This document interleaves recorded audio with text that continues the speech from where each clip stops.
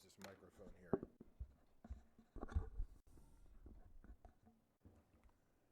Actually, you can raise the whole desk. It'll be easier. There's a little switch. It'll all come up. Okay. Right here? Yeah, Jeff, will you help him? There you go. When I lecture at church, the priest will come over and like move the thing when I'm thinking, because he doesn't think it'll reach me, you know? So I just stand to the side of the podium. Pardon? We have a built-in priest. Okay, let's go on. Thank you. Okay, thank you.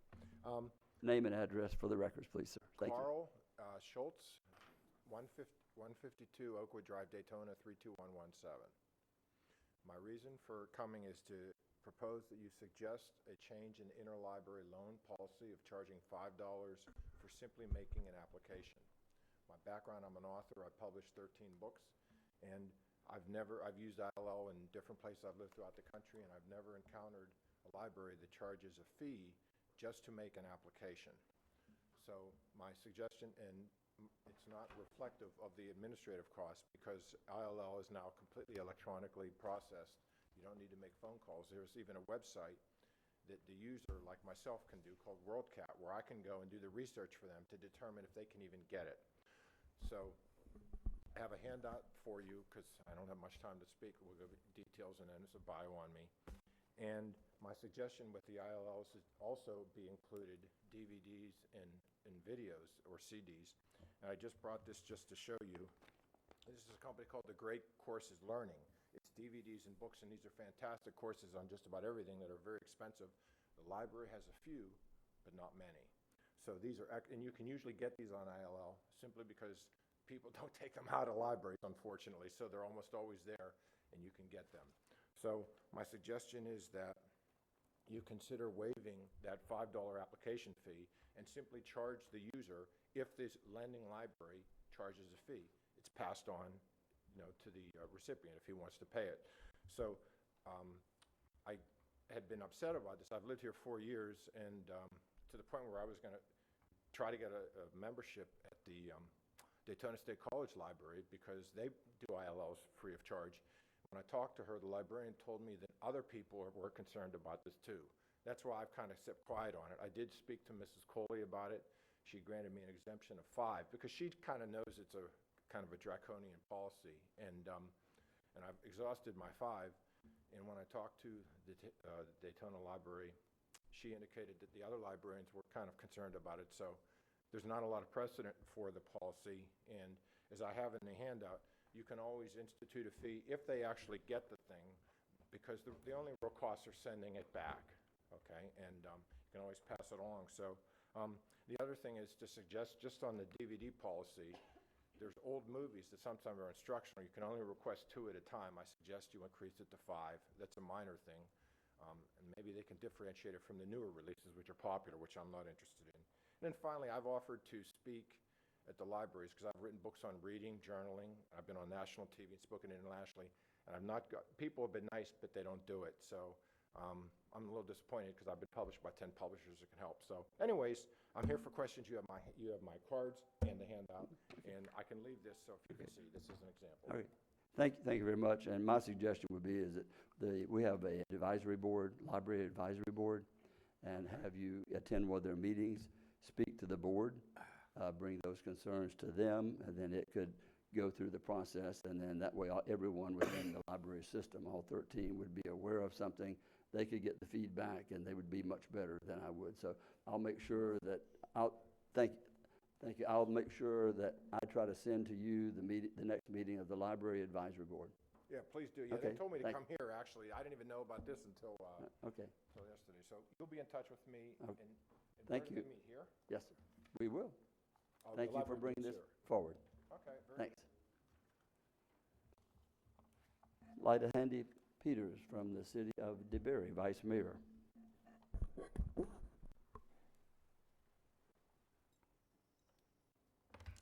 Good morning, Honorable Chairman Kelly and council members. I'm Lita Handy Peters. I am the Vice Mayor of the city of DeBerry. And do you still need you want my address as well? 16 Sure. Columba or That's good. 219 Bunker Court, DeBerry, Florida. I'm here today because I want to speak on the proposed joint project agreement between the County of Volusia and the City of DeBerry for engineering services related to the utilities down at Fort Florida Road near 1792 in our Sunrail station. This continued spirit of cooperation that between the city, the county elected officials, and the county staff, I believe will allow us to look at other collaborative opportunities in the future to better serve both the city of DeBary and Volusia County residents. And that's really all I wanted to say, and I want to thank you for the support of this JPA. Thank you. Thank you very much, and I think the spirit of cooperation is something that we strive for here, working with all of the cities. Working together, we can accomplish a whole lot more than we can trying to go on our own. So thank you for sharing that with us. Thank you. That's for Mr. Schultz. Leave that. Is there anyone else that's filled out a card? If not, we will close this portion of the meeting and resume back at 10 o'clock.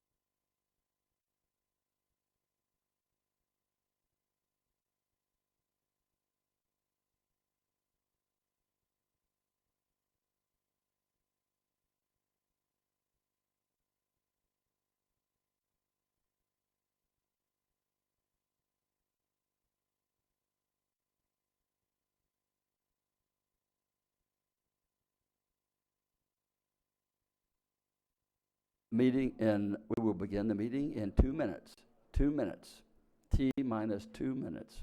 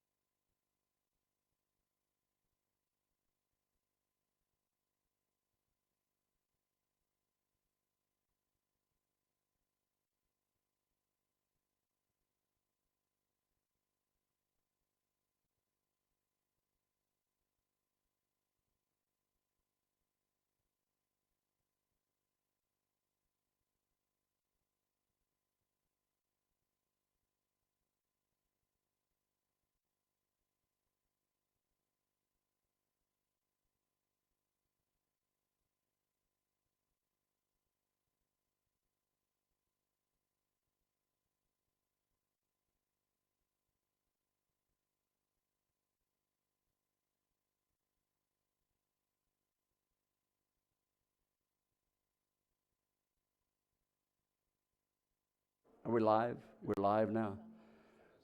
It is 10 o'clock. I gave you an almost 2-minute heads up. Warning. Warning. It is 10 o'clock, and welcome to the Volusia County Council meeting on this 18th day of January 2018. Call the meeting to order, and today the invocation will be given by Councilmember Lowry. Will be followed by the Pledge of Allegiance. So, Dr. Lowry. Let's all stand. Lord, we're so thankful for another day that you've given to us. And we just, as we have many decisions to make up here, we pray for your wisdom and guidance in all these matters. We pray for those who are out and about in this cold weather. We thank you for those who have stepped forward to help, and we just ask protection over those who are still out in the woods or out wherever they're at. We just ask that you watch over them. Again, we love you. Thank you for all that you do for us. You are way more kind to us than we deserve. And again, we just ask for your guidance today in Jesus' name. Amen. I pledge allegiance to the flag of the United States of America and to the republic for which it stands, one nation, under God, indivisible, with liberty and justice for all. You don't need to give me a pen. You do not get another pen. You have one, and that's all you're allowed is just the one. May we have the roll call, please? Ms. Denise? Here. Dr. Lowry? Here. Mr. Patterson? Here. Ms. Post? Here. Ms. Wheeler? Ms. Cusack? Here. And Mr. Kelly? Here. At this time, Mr. Deneen, I believe you have some comments that you want to make on the consent agenda item, and you have asked that we pull item D and T for discussion. So if you'll make your comments on the others, and then we will pull the item D and T from the consent. Mr. Chair, we'll pull item D and T because we're going to do a little bit longer discussion on those because they're larger items. And that I just need to comment on E and F. Okay, anyone on the council wish to pull any item, not pull, any comment on any item? Okay. With that being said, Mr. Deneen. All right, Donna's going, well, she can actually comment on both. And there's also something that connects to this that myself, Dr. Lowry, and Donna have talked about that probably is pertinent to talk about at this time. Donna? Thank you, Mr. Manager, Mr. Chair, members of council, Donna Butler, Community Services Director. You have in front of you two agenda items, E and F. E is for LIHEAP funds, and F is for CSBG funds. And in both cases, the Department of Economic Opportunity is moving us from a 1-year to a 3-year contract.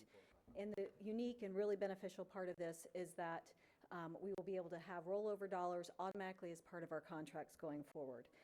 Wanted to give you a little update on LIHEAP, some of the interesting things that we're doing. Because we do have these rollover dollars, we're actually doing outreach in the community. We're going to the Head Start program, we're going to an older folks residence, and we're reaching out to other places where we know folks have issues. So we're really excited about that. It's the first time we've been able to do that, but with the extra funds, we think we can help make a positive difference with these folks' heating bills this winter. Community Services Block Grant, which is F.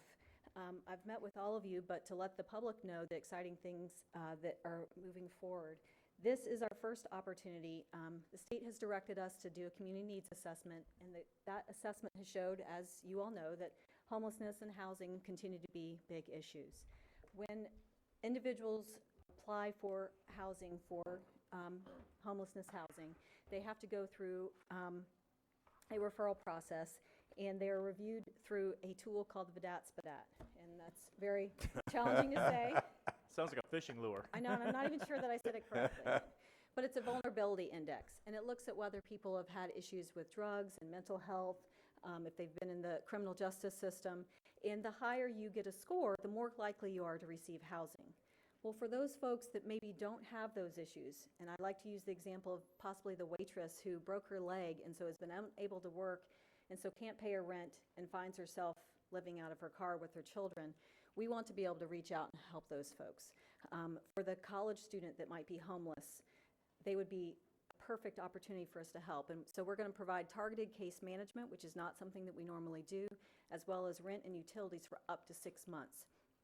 So we really are excited about this. It'll be a pilot. We'll try it for a year and come back to you and tell you how we did and if we think it was a success and if we should continue moving forward. But Donna, one of the things, Mr. Chair and council members, that we want to mention this, and I've had talked to a couple of the other council members about this, is that when we prevent people from becoming homeless, you don't see it. It's not a statistic, but it's one of the most important things we do. Right. You know, we spend $13 million a year, $7 million every year of your general fund, in most cases, to prevent homelessness. It is so much more cost effective to keep people from becoming homeless than to try to get them back. And then you also destroy lives. So I just wanted to emphasize, you all know what we're doing. We're constantly looking for ways to try and keep people from falling through the cracks. Like in the example she gave, that happens to people all the time who live, a lot of people live paycheck to paycheck. They get hurt, and then it starts a downward spiral. So I just wanted people to know, I know you wanted us to make sure everybody knows that you're spending their money to make sure this doesn't happen. This is really good. This ties into something else, though, that it came out of a discussion Dr. Lauer and I had about the money you've invested in these new facilities, and I think he wants to comment on something that directly relates to this. Yeah, if I could for just a second jump in. You know, we've had exceptional cold weather this year, and I just want to compliment Donna Butler and Jim Judge for the tremendous job that they've done. But I'd like to make a kind of a pet project of mine this spring to kind of see if we can coordinate things a little bit better. Seems like we're doing things on the fly. We're getting things done, but sometimes it's like, hey, we need 20 more cots or whatever, you know. And I think to me the answer is not for the county to run a cold shelter. That's not what I'm looking at. I think we have a lot of answers in the private sector, but we need some kind of a coordination there. And so, you know, I'm hoping that we can maybe allow Jim to spend a few dollars to look into this and see if we can coordinate it somehow so that we have a little bit more, so we can push a button and things get going, rather than, well, who's going to do this, and Dr. Lowry, can you all do this now, or whatever. So I don't know if I'm making sense or not, but to coordinate this effort, so when we have cold weather, if we're setting a 40 degrees as the threshold or whatever, then certain things go into action and things are coordinated, rather than trying everybody calling up, because I know that first Wednesday, man, my cell phone like to blew up because we were trying to coordinate things last minute and solve problems, and that's good. And so that's my thought. You know, we've got a lot of money invested in Hope Place and our other facilities that we've got coming online, and there's no doubt that those could be an asset there, as well as some other things. And so I'm hoping the council maybe will agree with me that we could give Jim a little freedom there to pursue this, to kind of bring something together in a more coordinated effort. That makes sense. I think maybe we could coordinate the volunteer efforts that others are doing through the EOC. Yeah. And That's what I was thinking. in that direction, because they would be the ones that would be able to help coordinate and using the volunteers, because we have a lot of people out there who want to help and to volunteer. And I certainly think that we could either bring it back up or just you pursue and see what you need to do and let us know. Here's what I'd like to do if I have your concurrence, and that is I would like to do our own separate action plan in writing, and what we would do is invite in all the nonprofits and everyone that's coordinating with us, and we'd put together, we have a pretty good network, but here's the thing that's really changed. This is what Dr. Lauer and I talked about, and I've talked to the other council members about this. Once we invested all that money into regular shelter, regular homeless sheltering, which was First Step, Hope Place, and the stuff in the land, we opened up a new aspect for ourselves, which is now we have, which we did not have, actual public facilities Right. that could be used to get dual use. Because you can't house as many people sometimes all year that you could do in an emergency for cold. They'll use their cafeteria or whatever. And Hope Place, maybe we'll get a chance to talk about that today. There's an opportunity there maybe for especially women and children. So what we'd like to do, and I think Dr. Lauer's got a really good point, it's time for us probably, if you allow me to do this, to call together those groups, especially when we get past this weather event so they have some time, put together a document that's more like, as he said, push the button. In other words, we'll have a regular document, everything will be in it, we'll bring in co-ed, we'll talk about how we're going to do this, and we'll set parameters, cold parameters, things like that. And then what we can do, here's the thing that may cost us a little bit, which I think is worth it. I will have a better idea in talking to them, what is the maximum amount of things that we can hold in reserve in cots, blankets, things like that, so that when we do call, we'll know who can handle the maximum capacity and how much more support they need. And then it's going to be easier for Votran, because then we'll have Votran having a better idea of where they're going to pick up people and take them to. So I do think it is a role for the county to coordinate all that. As Dr. Lowry said, we're not the ones that run those shelters. Here, here. And it's more effective if we help them make their shelters work. And I do think it's different in cold, because in a lot of cases you're talking about a temporary situation where they can maybe take a facility that normally handles, 100 people maybe at First Step, and they can do 140 for a couple of days in the cold. I think it's a great idea, and if the council allows to do it, what I would prefer is you let me organize that and come back with a draft for you after we've organized, and then from there the council can decide on a policy. I see nothing but heads shaking up and down or no comment. Ms. Cusack, you were on there, then you came off, then you went back, and I just want to make sure. I just did not want to prolong the discussion, but I just wanted to, I needed to say how important it is to understand that this is some carryover funds. This has not traditionally been done in the past. You had to utilize the fund within that given year. Okay. And so this is a positive step that will help us to better utilize the services in a 3-year contract rather than in 1 year. This is to Donna and her staff. This is wonderful, and I think we'll see nothing but positive results. Okay. Thank you, Mr. Chair. Ms. Post.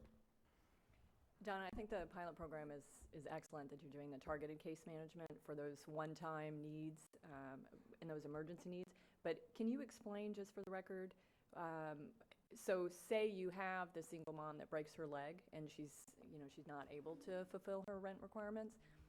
How are those kind of people going to know that immediately they have access to this program? Well, we will do a lot of marketing. We'll use community information, but we plan to actually take referrals from specific agencies where folks might go. So that if someone has come upon homelessness and they've gone and asked for assistance, they have to go through the system, and those agencies are already excited about the opportunity to be able to share those clients with us. We can get them into housing very quickly. We've got someone that's already looking into alternatives. Some of the agencies know where these folks can go, but they may not have the funds to pay that deposit and so forth. Someone may actually just be about to lose their apartment or something, and we could pay their back rent and then help them for the next couple of months. One of the things that will make it successful, though, is the fact that we have all kinds of resources and agencies where we're going to provide a lot of training. So maybe the waitress really wants to be a hairdresser. Maybe they want to be a nurse, and we can help facilitate them having childcare for their small children while they go to school. There's a lot of different opportunities that we have to be able to serve I these think, folks. Donna, what she was asking is how they're going to be, and you're going to be working with the different agencies to let them know that it's available. So Right. we We've get, already we reached get out and requests developed all the time relationships. from people, Mhm. from churches, from other social Right. services groups, and we can't guarantee that someone's going to be aware of it. That they're Correct. going to have to source out. If they're in need, they're going to have to reach out, and hopefully they'll be able to reach out to one of these organizations. Not everyone knows where to go, and I think that's your question is, I how was just will they thinking know? if we were Also- going to proactively Reach out. reach out. We will. Yeah, okay. Okay, Dr. Lowry? I just wanted to jump back on our thing and just add one more aspect there. We found out yesterday that it's not always homeless. We had some single moms with kids. It could also be a tragedy in an area where the power's out and you've got families that just don't have power. So there's all kinds of scenarios that the homeless is kind of the hot button topic right now, but there's other scenarios that we want to include in on that, and I think it'd be a great effort on our part. Okay, we'll close on this one, and you have another comment on item, That was it for E and F, and then if you can vote on those, then I'll Okay. pull the two I said, D and T, and we'll talk, well, those will be a little bit longer presentation. I need a motion to approve the consent agenda absent item D and T. So moved. Moved by Debbie, second by Wheeler. Any objection to the motion?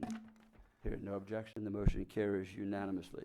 Now, can you read item D, which is contract with the Omnicom Consulting Group for 800 megahertz public safety radio system consulting?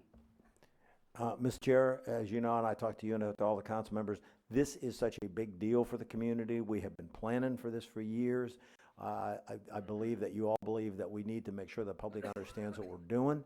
This is an enormous expenditure, but is it's the essence of a safety system. Without communications, there is no safety system. And so we'll just give you a quick update. This has been in the works with a number of councils, this one and the ones before you. Kim? With your approval today of the Omnicom consulting contract, this will really kick off this project and get us going and moving forward with modernizing the radio system. As Mr. Deneen said, this is a critical public safety radio system. Over 1 million push-to-talks on the radio system a month, and during special events, over 1 million push-to-talks a week. This is critical to all the agencies, city and county, working together. And is probably one of the busiest radio systems in the state of Florida after Orange County, Miami-Dade, and Hillsborough. The consultant that will come in, and they're going to work with the city and the county to determine what the radio user requirements are, what the infrastructure needs are for running the radio system. They're going to evaluate different technology options. They're going to look at what the coverage requirement is for the radio system. Where's the dead spots? Where do we need to expand coverage or look at towers? They're going to look at the fire alerting system that's in the fire stations as it relates to the radio system, because the radio system does that today.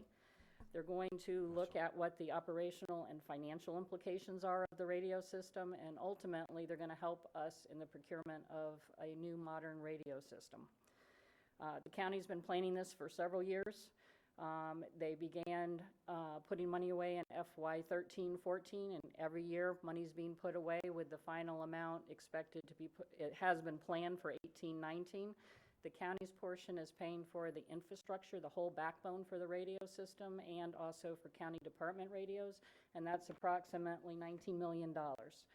The cities have also been planning. We've been working closely with the cities, and they will be responsible for their radios, and that is estimated at a collective about $7 million. As I said, this will be a collaborative project between city and county agencies, and with your approval today, we will be sending a letter out to the city managers asking them to appoint their representatives to work with the consultant and with us. In order to move forward, this is going to require all agencies to participate together, and that's the theme. Chief Creamer is here in support of the radio system. Did you want to come forward? The sheriff's here too. Oh, I'm sorry. Okay. John Ballone, the Sheriff's Office Communications Director. Yes, I just wanted to, on behalf of the sheriff, to say how important this system is to public safety. It's important to our citizens, their safety. It's important to all of our first responders. Some of the current systems been hanging on our towers for in excess of 20 years, and it is in need of replacement with a modern system. We're very excited about this, and it is, you know, there's no single thing that is more important to public safety from my perspective in communications than a good sound radio system. So we're very excited to get going and work collaboratively with the county and get this accomplished. So. The other thing, Mr. Chair, you will see as we get into item 3 that George will go over how that shows up in your capital plan. And the other thing which everybody's interested to know is, can we pay for it? And is it built into the tax rate we have? Yes. We have been collecting money since 13-14 budget because this is such a large expenditure for us. So we will be prepared based on the 5-year plan that we have been showing you to make the final payments, and we'll be able to pay our portion of the system off. All 19 million will have been collected. Can we get a motion on the item? I'll make the motion. Okay. I'll second it then. Okay. Motion made by Dr. Lowry for, Yes, well, I was just going to say, that was one of the first things when I came on board that we did, and we've been setting aside. So I don't think they heard that you made the motion. Yes, and I'll it's make the posed. motion to accept It's the posed. contract with Omicron. Okay. And then Dr. Lowry. And that's basically all I had to say. We've been setting aside so we don't have to all of a sudden, bam, hit with a tax increase. It's been set aside and planned, and that's the way it should be. And I appreciate the foresight and all that. Thank you. Mr. Patterson. Yeah, just a comment, because I remember when we first went into this whole discussion many years ago, and it was controversial. Some of the cities weren't on board with it. They were really questioning it. And I think the council back then supported it, and we've gone forward and look, it's been very successful. So sometimes we make decisions that may create some stirs, but when in the long run, when you look at it, it's been a very big and very important part of our safety in this county. So. Ms. Dennis. Thank you. My only comment to this, yes, and it's been really great planning by staff for a much needed project. And for those that are listening, and we've been getting criticized by some because of our balances in some accounts and why are we not using those. Here's a perfect example of an so-called unappropriated fund balance, that there are those that would like us to strip every dollar that's in there and account for them. I believe this is a perfect example, starting out in 2018, of visionary leadership and fiscal constraints, so that when the time comes, we're paying cash. There's no debt. Correct. Correct? Correct. So We're not going to borrow for this system. We're not. So in businesses, you know, you can call it a sinking fund, you can call it whatever you want, but this is great fiscal planning throughout the years. So I just want to go on the record, and I'm going to start going on the record as these items come up, because there's misinformation purposely being put out there and why we're not using the funds, and I'm just going to get a whole lot more vocal on Ms. Denny, this. the original system we borrowed for. And then as part of this go to zero and to watch what our debt is, because obviously in the future, I do think you're going to have revenue challenges. And if you get locked into debt that you can't, or is beyond your revenue, you're going to have real problems. And I do think revenue is going to be a problem in the future, and you know what's coming up on the ballot for citizens. So we are trying not to have debt where it matters. This is one of the areas. Okay. Ms. Post.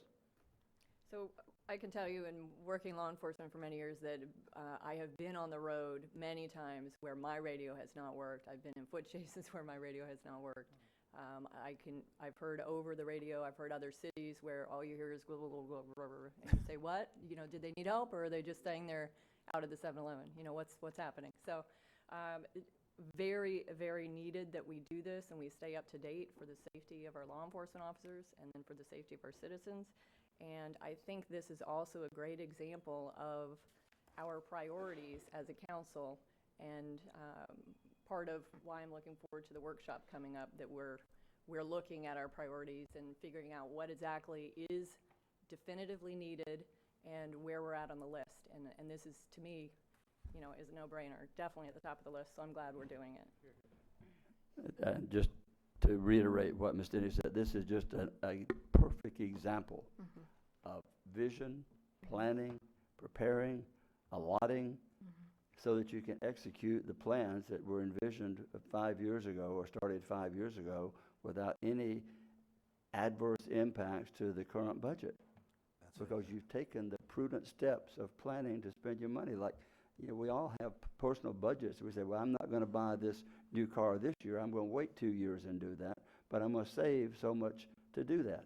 This is just good government, which is probably a rarity in some places. So hats off to you. Ms. Wheeler?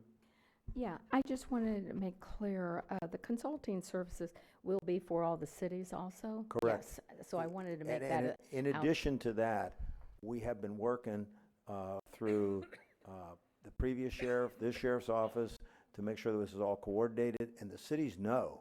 We made it real clear. If you remember back, it was probably about 9 months ago. If you remember, we got the rebate from Nextel, and we gave the shares back to the cities with a letter that said, oh, you might want to keep this money because they have to come up with their own share.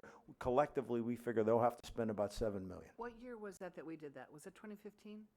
No, the rebate. Yeah. The rebate was actually in 17. 17, okay. 17. So it was a reminder, but we've been telling them since we started putting money away in 13, 14 that they know they have, because we told them you need to start putting money aside. So it's not a gotcha moment. Okay. No. No more. If there's no more discussion, is any objection to the motion? Hearing no objection, the motion passes unanimously, and now we will go to item T.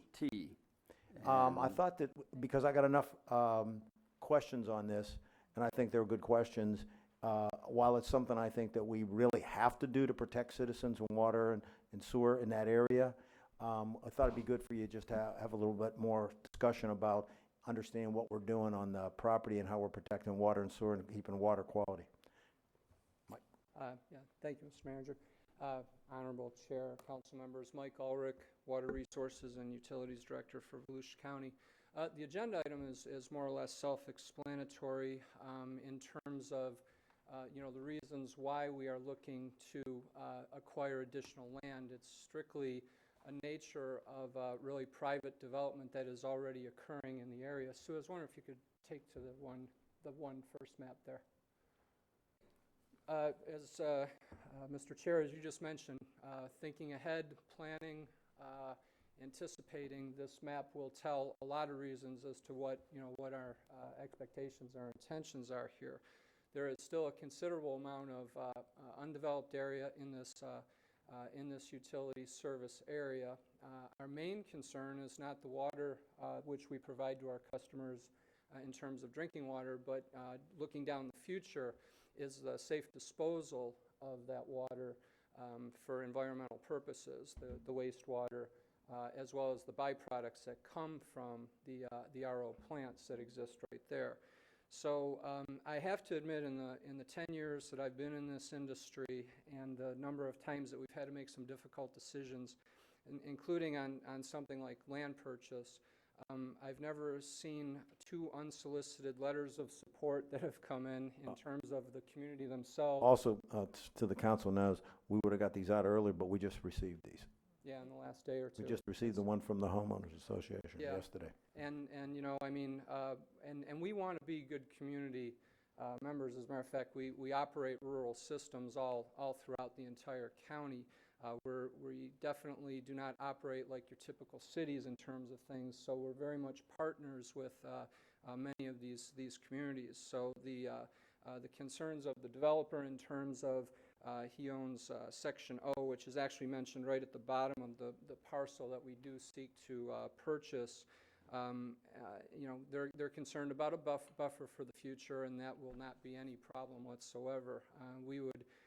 I can tell you that in terms of our long-term plan, we're going to need probably an additional rapid infiltration basin or pond within the next 2 to 3 years if development takes off as we are kind of planning for.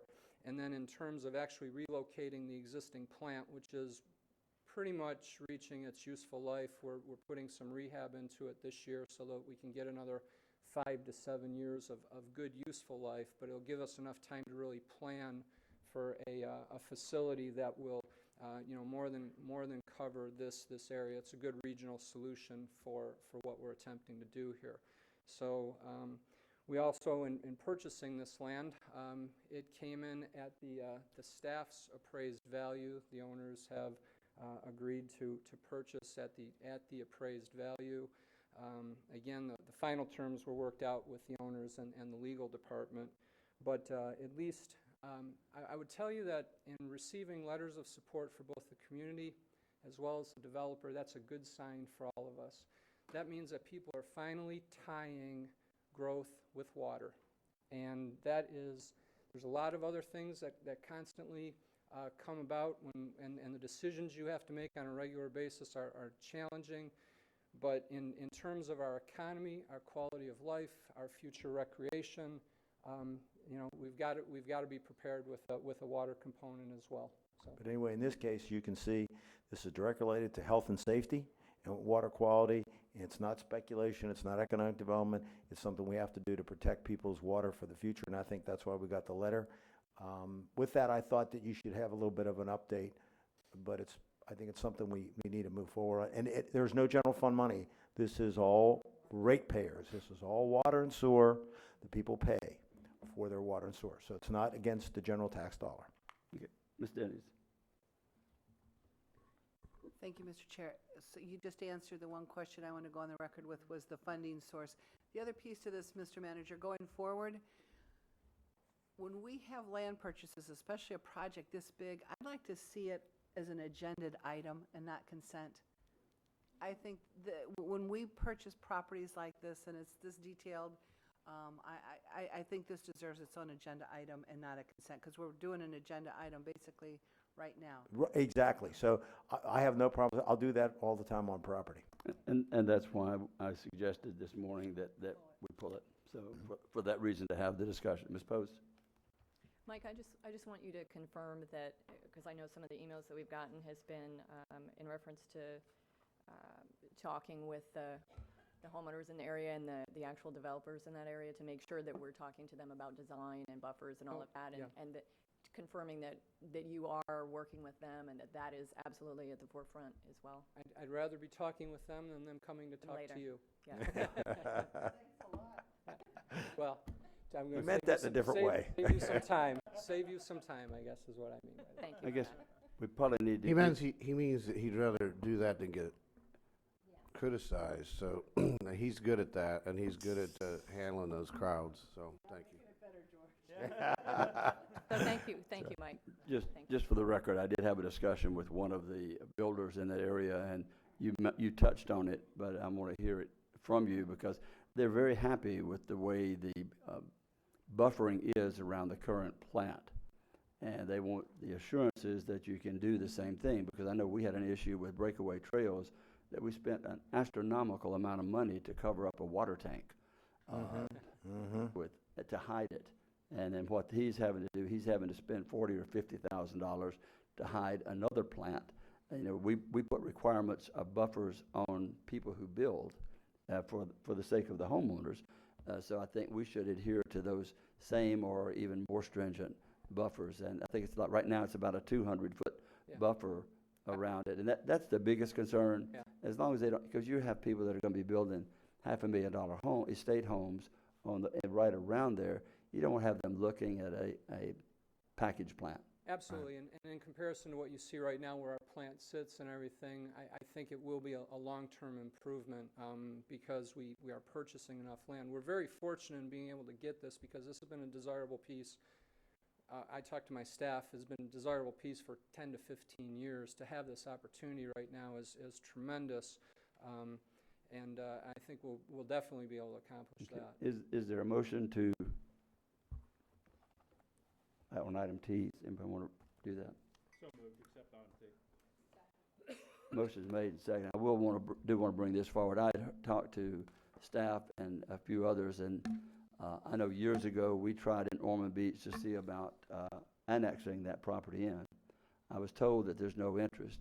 I shared that with the mayor of Ormond Beach, and he said that he's going to talk to the manager because they would be very interested in extending their water and sewer to the area and eliminate this. And this is a 2 or 3 year down the road project, which might be able, and I also have a buyer for the property, if in fact that's able to come about over the next period of time. So it might be something that would be able to give them water and sewer services without an additional plant. I brought this up when we expanded the water plant last year. We voted to spend on that. So just wanted to throw that out there that I did have that discussion. No, that's a good comment. In fact, a number of the water and sewer issues we have are because of annexation or lack thereof. Right. You have too many enclaves, and you also have areas that should be annexed. You see, because if you had annexation, the more logical answer for this community is to be on Ormond. Right. Larger water and sewer. And they would program. save a lot of money on their taxes. Right. That's the But second. they have to make that choice.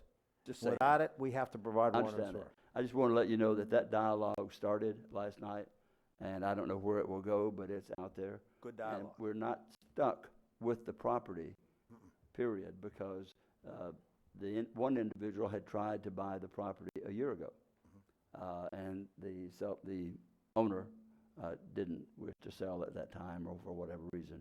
We have a motion and a second. Is there any objection to the motion? Hearing none, the motion carries unanimously, and we will now go to item 2, I'm guessing. Yes, that's true.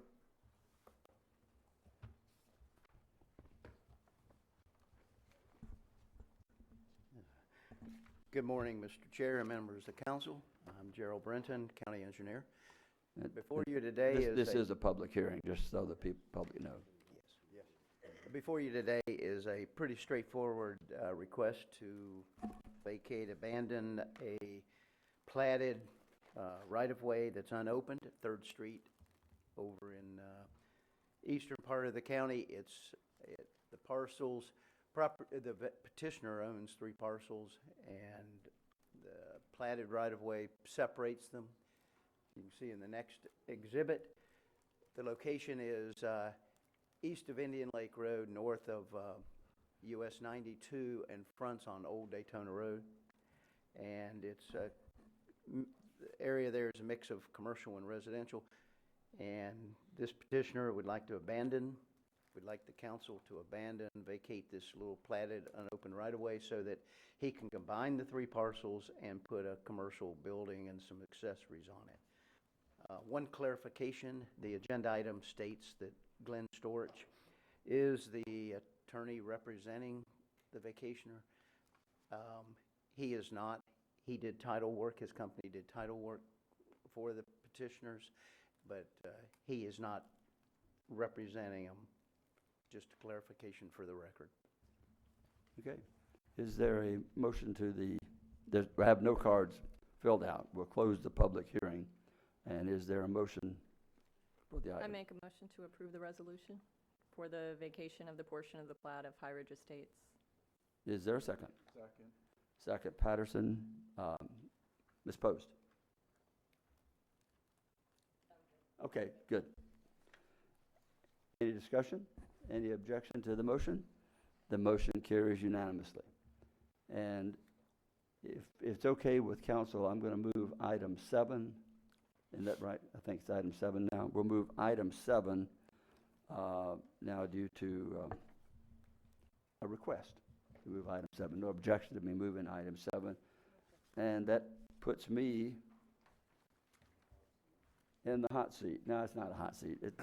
Sometimes my car seat was hot this morning. I'm happy that I thought, who in the world needs heated seats in Florida? Well. I'm one of them. And backs and floors and everything else, especially today.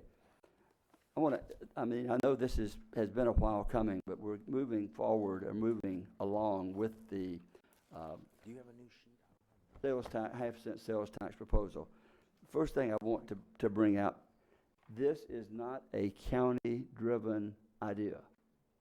This is an idea and concept has been worked on for almost 2 years by the Elected Officials Roundtable, where you have representatives from all 16 cities and the county. At this point, all of the managers, I attended a partial meeting yesterday, and I will attend another managers meeting next week. All the managers have approved on the default program on the funding, which had been a sticking point up till now.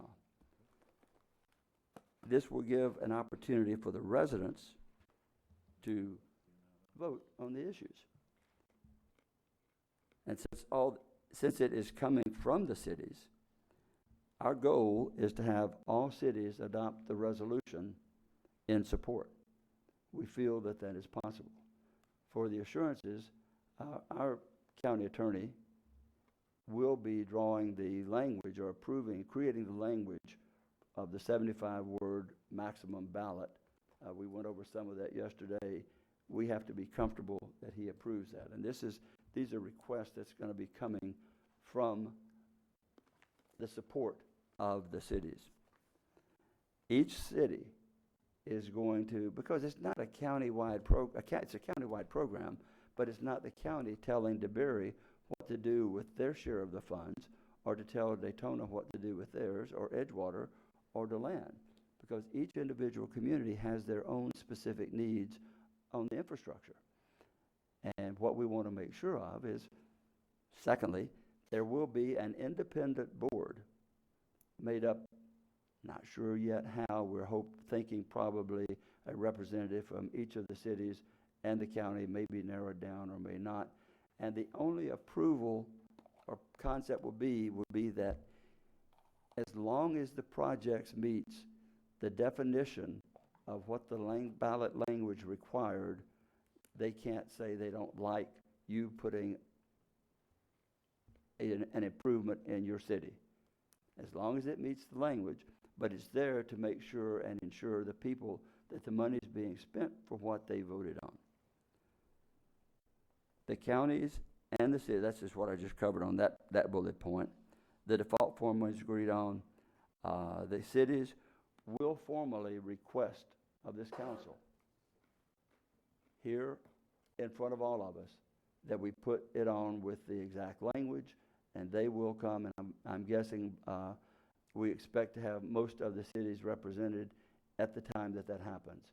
They're asking for the half% ballot to go, question to go on the ballot. It will be in November, and we will be giving the public the right to vote, which we often hear, why can't we vote on this? Why can't we vote on that?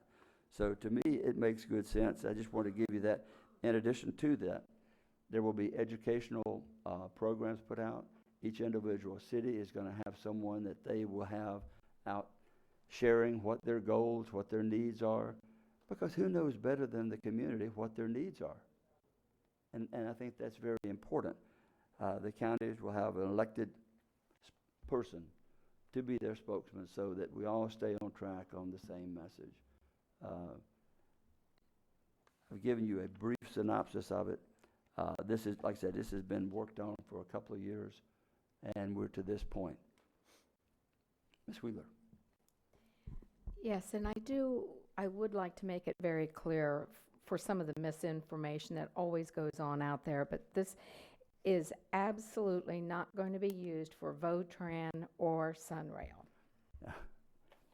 And I hope the person taking the picture takes note of that. Maybe he could do a live video of me saying no money will be spent for Sunrail or Votran.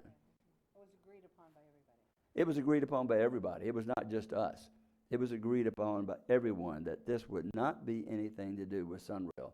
And like I said, thank you for bringing it. I know there's misinformation. I just ask people to be patient, work with their local leaders to get the information. There will be all kind of times, we understand, from people to share their opinions of where they would like to have the money spent. Ms. Dennis? Thank you, Mr. Chair. And to that end, I would encourage those that are interested to attend the Elected Leaders Roundtable this February. I don't know when it is, but it will be posted. That's where our mayors, our managers of all the cities are there, as well as the county, and decisions and conversations will be made there. But I would encourage your attendance. It's a free event at the airport. We even stamp your ticket as for free parking, February 12th at Daytona Beach International Airport. And if you want to have input into this issue, your real input is the cities that you live in, that they will be making the agreement. Mr. Chair, I think we all agreed all 16 cities have to be here to present. It has to be unanimous, at least for me, to put it on the ballot. I need, this has to be agreed upon by everybody to even put it on the ballot. Just to that point, that goes against state law, but we're not going to go there. They can come with the majority of the population, and we will be required to do that. So that being the case, I do expect that all will sign. And what we have asked is that they sign the exact same language. I mean, I think that's very important, that they don't start changing this to that and thus to those and things like that. So they're all on the same page. And like I said, the managers have agreed, and now it's showing and sharing with the council members and commission members so that they can go forward with the project. Ms. Post?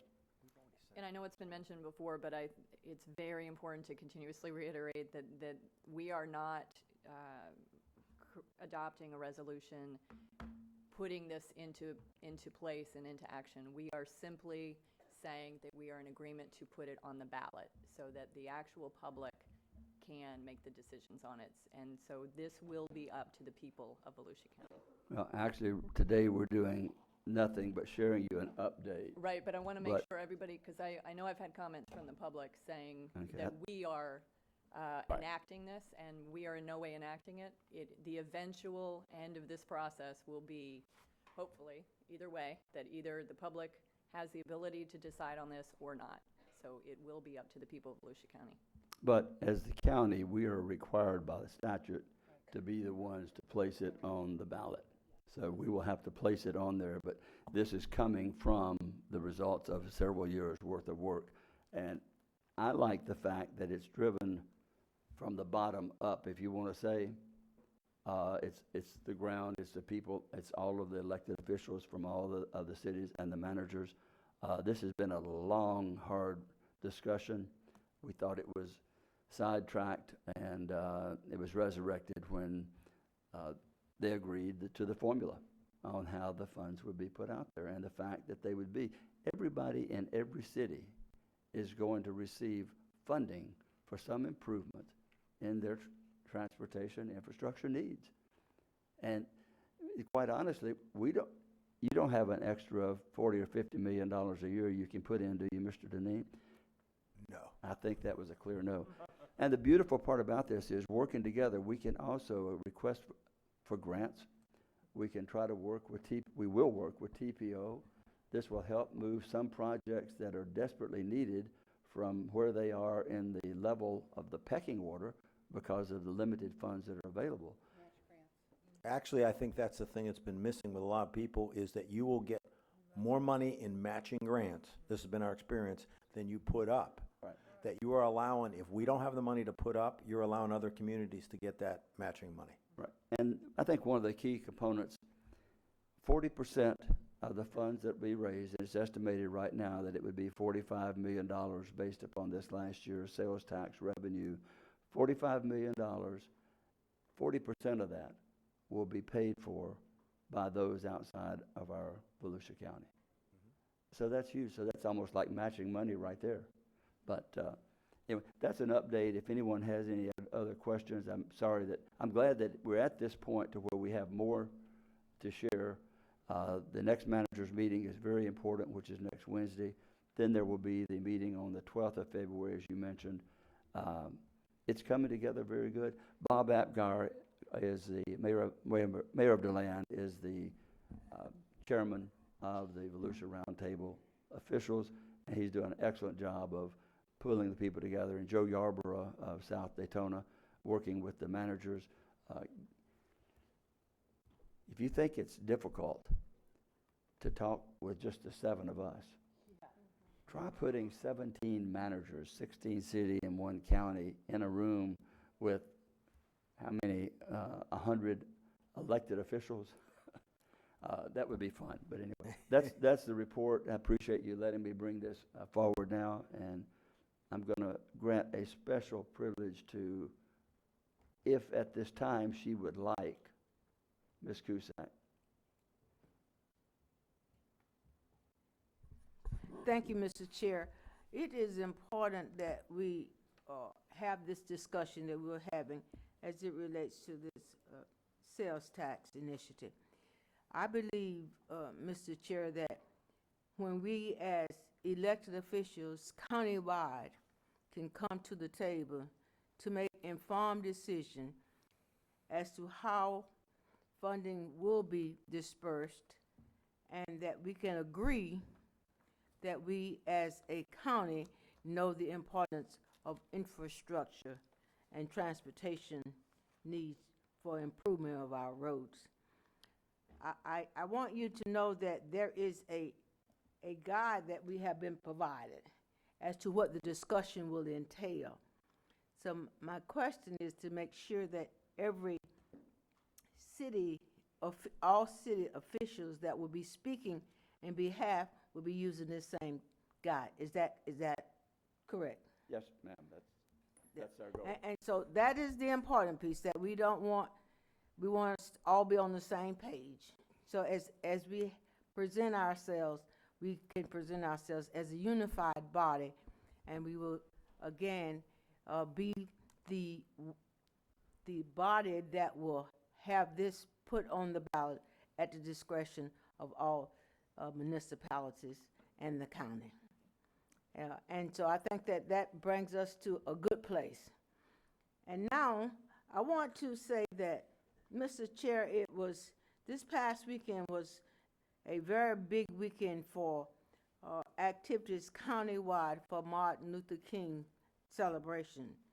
And I just want you to know that on behalf of the MLK 50th Anniversary Commemoration Committee, the County of Volusia was presented an award for our active participation as well as our funding of this program.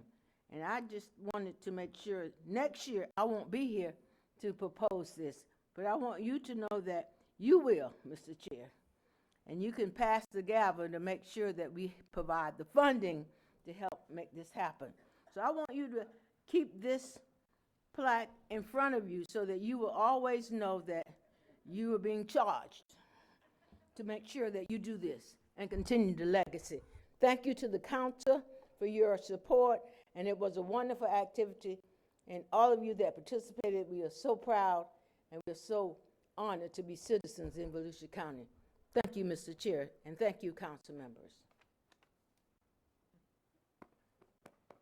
Thank you.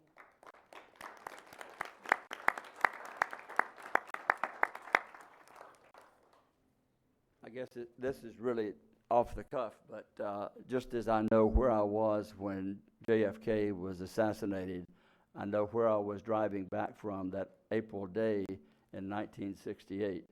I was returning from, I was fortunate enough to be the sixth man on a golf team at Belmont University. We were driving back from a golf match and shocked being in Nashville, hearing something like that happen in Memphis. Never forget the time. It was that afternoon or that evening that I found out about it. So those things stick in our memory, and that's certainly one of them. And I'll put this in my office in a prominent place. Thank you, sir. And remember that for next year. But thank you. And the years to come. Many years to come. Thank you, sir. There's no vote required on this, and again, I've been asked a request if we could move item 5. Is there any objection to moving item 5 to the agenda? Since there's no objection, let's.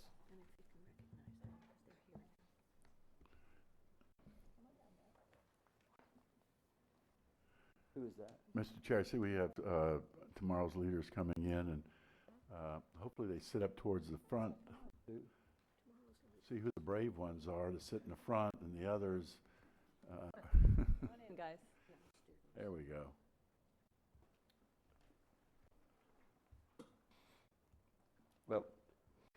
hopefully I'm not retired and off the county council when these people come back to run against me someday. And I have also been asked to move item 8, which I think is very important since item 8 just walked into the chambers. And if item 5 would grant me a couple of minutes, is that all right with just a couple of minutes to recognize these young people? Go ahead. And Joanne, if you can do that if I don't see you. That's okay. Maybe I do. Now I do.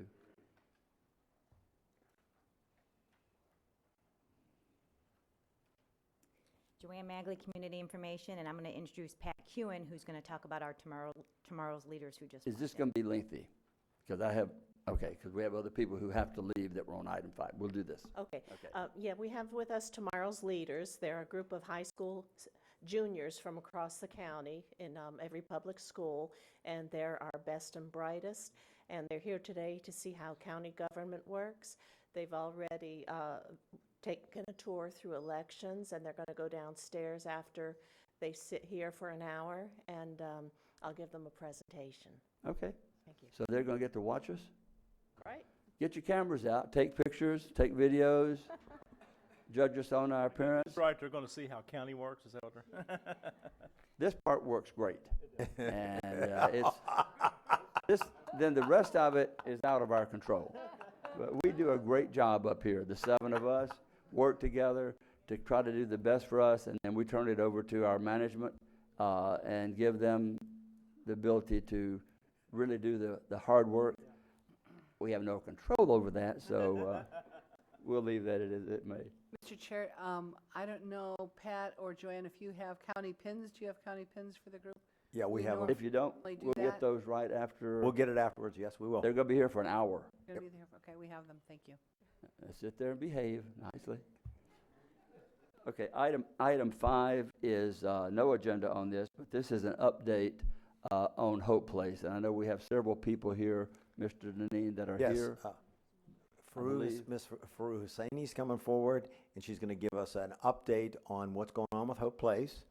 She also talked to me about some examples of how this can affect our community, and she's going to talk about that a little bit today. Also, as you know, the thing we mentioned about the cold shelter, it ties directly into some of the stuff that we're doing and how wonderful, it could be an opportunity there to help people. So this is, and you know what? Of all the projects that I have worked on with this and previous councils, this is one of the proudest I am. I think this is going to really help people. Farouk? Today she only has her Miss Hope Place hat on. Only Hope Place today. But I will be back. But your closet is full of many other hats. Right. So thank you, Farouk. And that's why I wanted to come earlier, because my other hat is Daytona State College, which I have a board meeting in a little bit. Farouk Husseini, I don't know if I have to go through the address. No? Good. Okay, great. I want to start by introducing the newest employee at ICI Homes, Sabrina Blue, standing right next to me. And I wanted a few more of my kids, but they're college students and they had classes. So maybe during the next presentations, when you allow me to come up and talk about Hope Place, I can have other people. Sabrina was born to a teenage mother, and some things went south, and the father left, and I, this story keeps happening, and she had an accident, the mother did, and then got addicted to opioids and this and the other, and Sabrina and her siblings became homeless at age, she was 6, and then she had a 5 and a 7-year-old. She actually has played mother since age 6 to her younger sister. Not getting into much details, but Sabrina ended up at Hope House. Hope House different than Hope Place. Hope House is something that Footbrings Hope has had for about half a dozen years, that we encourage homeless or unaccompanied youth to live with us while they go to school. They're required to go to high school, they're required to have a job, and they're required to volunteer. And Sabrina is one of our examples. So I'm gonna, if you allow me, my presentation is very short for Hope Place. If you allow Sabrina to talk about Hope House and the opportunities it gave her for a couple of minutes, just so that you all know what you've done with Hope Place and how amazing it is, and how you're changing lives and you're changing the economic fabric of our community, I would really appreciate that. Absolutely. Sabrina. Hello, everyone. My name is Sabrina Blue. I found out about Hope House through school. One of my school counselors. I recently just moved back from Arizona and decided to get my high school diploma because a few years before that, I decided to drop out to take care of my sister and be an adult. So Hope House has helped me actually be able to get my high school diploma, have good attendance, maintain good grades, have a safe place to sleep at night, which I've never really experienced until I've moved into Hope House, and opportunities that I never would have gotten without it. I got a voucher for school so I could continue my education further, and I'm actually right now going to school for my associate's degree in engineering technology. I also got offered the opportunity to work with ICI and as an intern and help with different departments, which is also I would like to further educate myself on. And I've been able to meet different people, attend events, and that's going to help me in life to get to where I want to go, and I want to do great things. And she gave me a place and an opportunity to do that, and I'm going to do great things, and I'm on a great road because of that. And I honestly don't know where I would be, what I would be doing if I wasn't given that opportunity. Opportunity.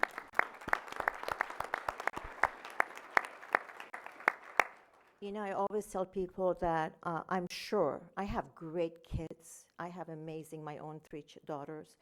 But I promise you, Mr. Chairman, if they became homeless, the first thing they would do is drop out of school. And she didn't. I mean, she dropped out for a little bit until she became settled. So it's amazing for me that how she persevered, and I'm very, very proud of her. And we have many, many more like Sabrina.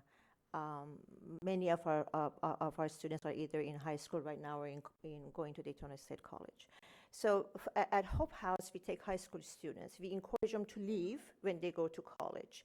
And how amazing would it be if we have Hope Place that they can literally just walk across the campus and go to a place to have the opportunity to have a safe place to live while they're still a student at college. So Sabrina is just one example. I just wanted you guys to see that you are changing lives. You absolutely are changing lives. You're changing the future. And I want to start by thanking all of you, the county manager and his staff. You guys are amazing being out there in the cold last night, trying to find hotel rooms, motel rooms, a safe place, not for homeless adults, which I'm sure you did that as well, but I know for a fact you did for homeless mothers and children. So during this cold weather that your staff is out there, I don't think it's part of their job description to go out there and find hotel, motel rooms, but they did. They just do it for the humanity of it. But guess what? Next year you'll have Hope Place. Next year Hope Place will be there. They will be open. You know, they would be helped. Hopefully there will be no mother and an infant in the street living in their cars in 28-degree weather or living in a tent because you would have Hope Place. I want to give you a very quick review. I would like to be invited back in a few months when we've paid all the bills to let you know exactly what we've done. But just a quick update that we are on budget and almost on time. We did our best, I can assure you. And these are some of the pictures that we took last week. They're working hard, making sure what we're done. That's our cafeteria and this stage. We have a dormitory for unaccompanied youth. If Sabrina decided that she wants to move there, she can. She would be a perfect example. Very short, and sweet presentation. We wanted you to know that we took very good care of your money. We have the most amazing building committee, very prominent builders or working for different organizations that are relevant, trying to get us great deals. I will report to you, but as of right now, I don't know how many hundreds of thousands of dollars we got donated. But I will have a report for you when we come back, when Jim invites me to come back and give you a presentation. As I don't have to tell you how expensive everything is, you know, trying to get different vendors on job. It has not been easy. Thank God for ICI Homes and putting pressure because of ICI Homes for them to show up. Our construction manager has been amazing, and I'm here to answer any questions you have. I just want to show you, I'm not asking for anything, just want to share. You have a unique way of not asking for things. You know, you've got to remember, most of us know you. But Unfortunately, you do. and that's a good thing. But I wanted to only share the Food Brings Hope latest initiative, which is hashtag VCAN2020. Our aim is for Volusia County to be hunger and homeless free for our children and our youth by year 2020. I think we owe it to our children. I think with opening of Hope Place, with the 10-step plan to eradicate hunger and homelessness on Daytona State campuses and everything that we're going to do. I'm not asking for anything. I just am reporting that we've started this campaign, and we are working very hard. And you know, when I put my mind to it, Jim, right, I'll give it my all. I will give it my best. And hopefully I can stand in front of you and say one day that you have no child or youth sleeping in the tents or in the streets or in their cars by year 2020. Thank you very, very much. Ms. Post? Sabrina, I wanted to talk to you directly, and I just wanted to say you have come such a long way, and your story speaks very personally to mine. And you have been afforded opportunities that most people are not afforded. And the way for you to give back to those people, all of those people who have worked to bring you to where you are today, is to be successful in life and to do everything you can to be successful. And I really want you to keep that in mind. And when you get to the point, you're already successful, but as you become more and more successful, the way to additionally give back is to help others. And I just want to applaud you for where you're at. Ms. Denny's, I know you've got to rush soon, so. Actually, my comment is to tomorrow's leaders and Sabrina. I think the most impactful thing I've heard in a long time is that she dropped out to be an adult. May that never happen to any of our children. Dropping out to be an adult. You said you want to do great things? You've done great things. You're here today. You've done great things. Tomorrow's leaders, you need to know this young lady. I don't want to hear ever any concern about something being difficult. Congratulations, Faru. Every project needs a champion. This would not occur. We know that, whether VCAN 2020 or all the great other projects. It's your footprint, it's your passion, and you are the champion that has made this possible and rallied the community, rallied those that may have never worked together before. In those events, you take a look around. It's a great unifying factor. It's the best of the best for all of humanity. So I'm thankful for you, and I mean that from the bottom of my heart, that you have unified this community on a project so vital to all of our citizens and the impact. And I look forward to taking the tour when you're ready for it. Thank you. Thank you. I really appreciate that. Means a lot to me. We are scheduled for an opening on January 30th. I did hear back from the governor's office that he's not going to be here. He's traveling out of state, to which I replied, when is he available? And the reason that I did not announce January 30th is because I have not heard back from the governor's office.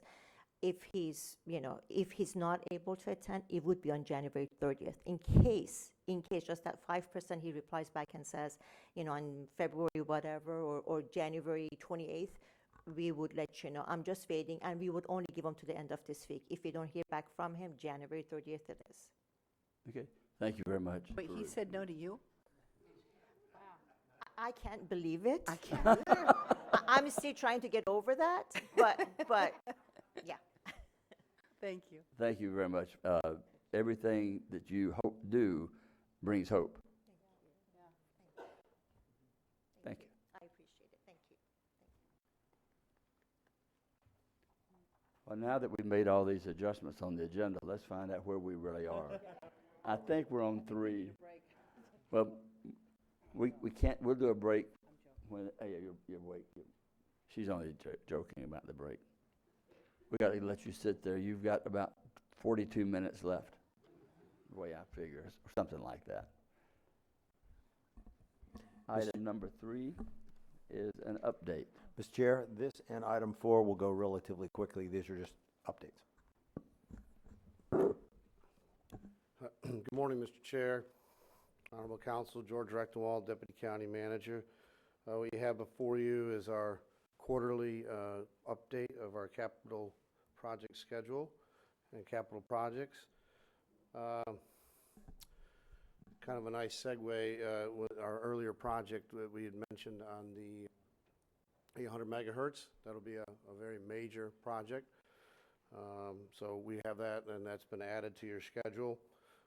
There's also a few other IT projects. It's one of the hidden infrastructures that we have, but very critical. So you'll see any project that was added this year would have been in this quarter that we just are completing now. And so they've been bold and put in bold in the schedule. And right up there at the top, the third one down, is the 800 megahertz radio system. I'll also remind all the council that in the back you have an associated cut sheet with each of these projects that gets updated as things occur. So, and things will occur, by the way, in between these quarterly meetings. So you may see some things that are different. If it's something that's really major, of course, we would bring it up immediately. But if it's minor things, like it's gone through another bid process or something, or some other meeting or what have you, of course, you will be seeing it if it's a bid type of item anyway before you. But other items, they'll be occurring as things go along, and then we'll update you on a quarterly basis. I do want to point out, I think this really has been a good tool to show what we are handling, because this schedule right now represents well over $300 million worth of active projects that we're managing as we speak. So they're over that 6-year period. Yeah, if I can jump in there, I think this was one of the other issues originally Ms. Denny's brought up about how much we can take on and do. And so part of this, as we put stuff on, is there's a limit to how much you can manage at any given time, and we're not at that limit yet. But there comes a point at which we have to watch what we put on until we get other projects finished. It also has to do with budget too. Exactly. I mean, you know, and a lot of these are spaced out based on where they are in the budget. Just a reminder, the team that puts this together and works with this includes the budget department, and parts of finance, purchasing, obviously. They have a huge role, and again, limited staff of how much they can put through, engineering, construction, inspectors. So you have quite a team that puts this together, and it really is working well. But I just wanted to highlight how much we're managing. And I will say, as you look at it, if things go as scheduled, about $70 million would come off, will be completed this year. But of course, as soon as that's happening, your following year, you know, other projects will be coming on. So I just wanted to, again, it's a valuable tool, just to highlight a few things that are happening out there. There have been a few projects that have the little checkerboard squares. That means there's been an adjustment. And like I say, in these cases, 1 or 2 of them are hurricane related. I think the trail up in Glenwood had piles of debris in the way for quite some time, and it was pushed out. We have some permitting issues. One case, we changed kind of the way the courthouse central services warehouse. We just changed the way we're going to do that project in terms of it's going to a construction manager type format. So that just delayed. But as you see, it's really an activity overlap as we're just changing gears a little bit. But everything else, and I would point out, you see in the beginning, you see a lot of green, a lot of design and permitting, and then that conversion into red, and that's, of course, where really the rubber starts meeting the road in terms of construction. I also point out again that that's a lot of money that's going out on all those projects, by the way, you know, go out into the community, and they are performed by contractors, many of them local or local subcontractors. So again, you're talking about, over this period of time, over $300 million that gets pumped back into the community to do this work. With that, if there's any questions? Ms. Wheeler? Yes, this just, again, enforces the request that I had on having a workshop soon, because I'm not saying that there's not any projects on here that I would want to consider adjusting, but this is where I think all the new people on council, we need to discuss these items, and are we on the same page with continuing on this 5-year plan? I think it's important that we have that discussion. And again, it's not that I see anything on there, but the discussion is needed. Mr. Chair, you want to, remember, you selected a date. We do have a date for the workshop. At that time, there will be specific and unspecific items that we can bring up and discuss, and that date is the first meeting in March.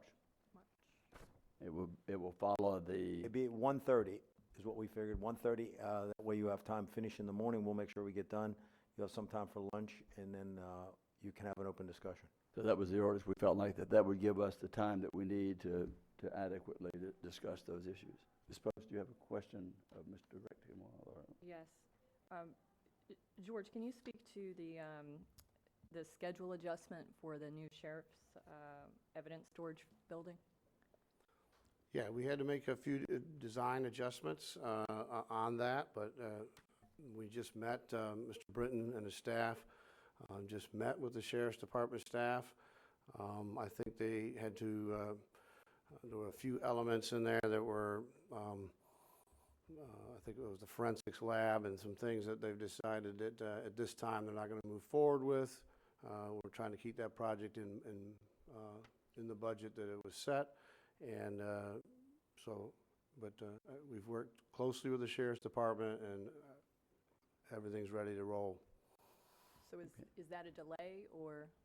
It's a slight a delay, but only because it's just taking some time to get some final pricing and stuff in. Remember, this is a construction management at risk project, so the main contractor has to solicit the bids and do that, and that has occurred. And I don't know, Jerry's there behind me, but if you wanted to ask anything very specific, but I know that process is ongoing. And I just wanted a general idea as to if it was being delayed.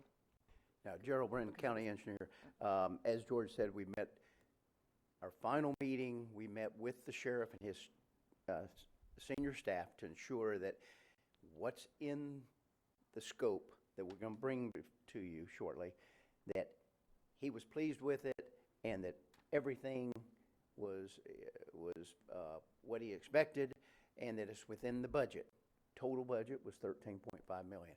We've stayed in that. We're working on taking the guaranteed maximum price. This is a construction management general contractor procurement. They've done the bidding. They've presented us with their draft guaranteed maximum price. We've vetted it, shared it with the sheriff's office, and we are anticipating we'll bring it to the second meeting of February 20th, for your consideration for approval, and they will start construction, and 13 months later, you'll have a new state-of-the-art evidence building. Thank you. Perfect, thank you. I just have one comment. I know the four of you have experienced this graph. This is the most complicated graph to understand that I've ever experienced in all my government years. I know it's what you have, but when I see colors that are reflected there that are not at the top as keys, I have to constantly look back. When you have this, I'm not going to waste your time on discussing this. I will work with where you have the red over the green or the black over the green. There should be a key at the top. I think you're looking at page 2, so put page 1 up. I'm looking at the one that was in front of me, and the one that I have.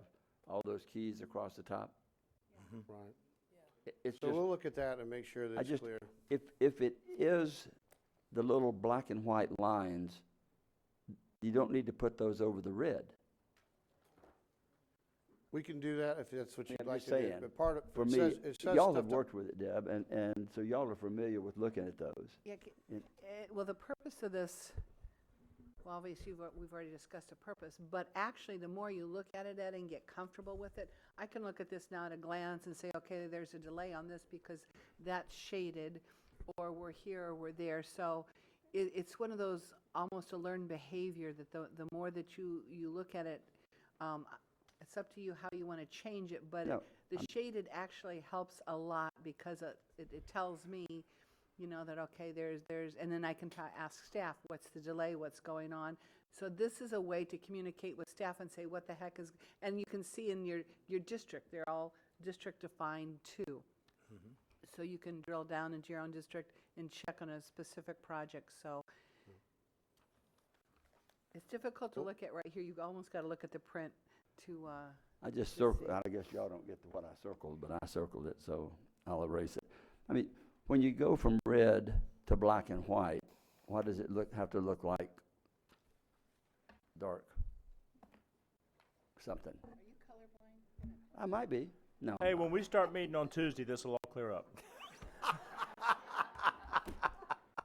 I'm just saying that I am the only one that probably finds this difficult, but Mr. I'm Chair- sure that by Tuesday meetings, this will clear up a lot. We'll be happy to look at it and see if we can, remember, this is a year in, and so we will look at anything else we can In all improve on. fairness, we're always looking at ways to make it easier and simpler, but don't underestimate, this is an enormous amount of information in the simplest form we could come up with, but we can always try to make it better.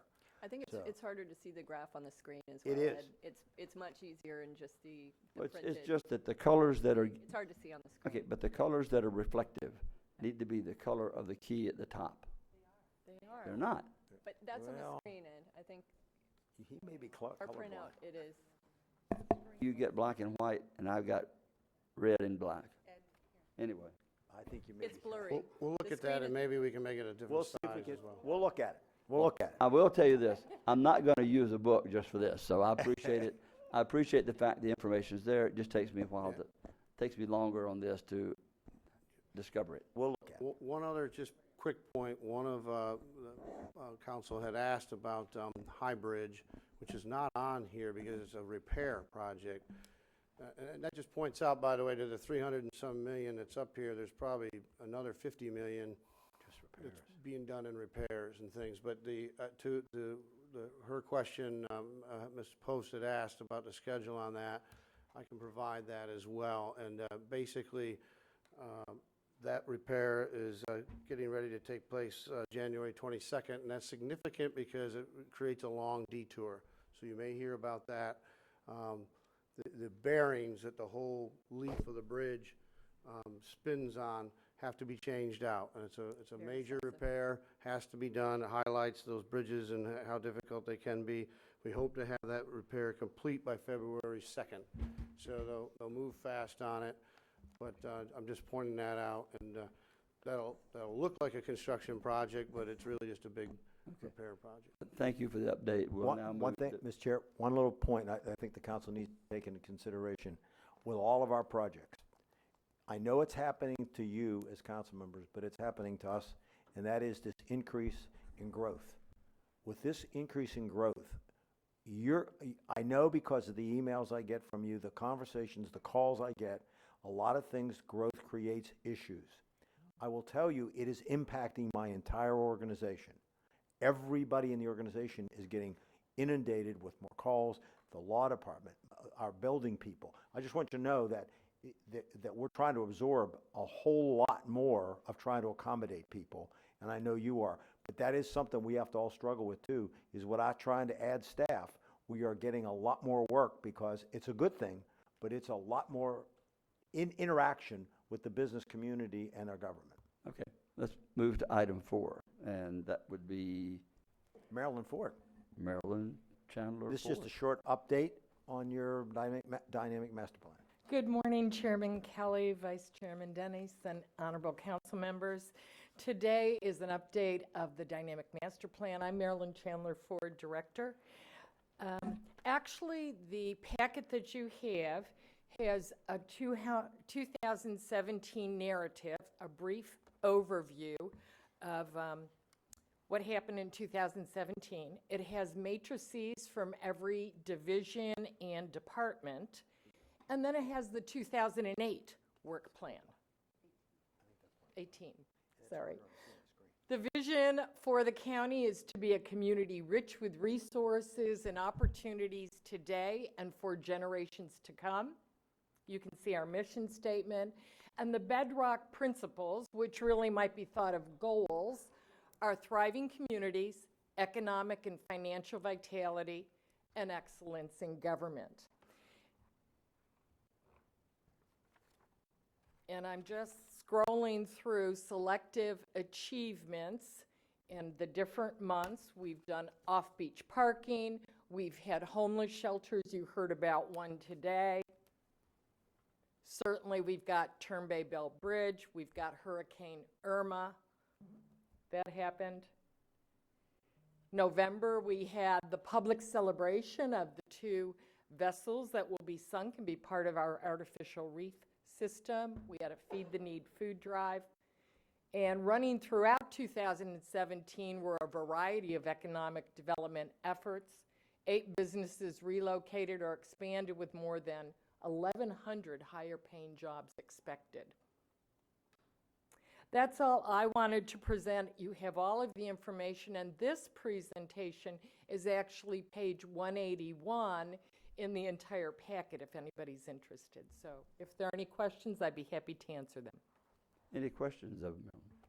Thank you very much. That was very easy to understand. Thank you. Thank you.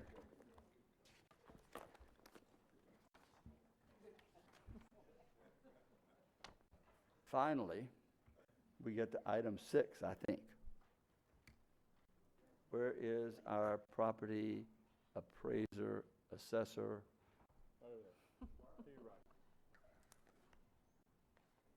Mr. Larry Bartlett, come on down.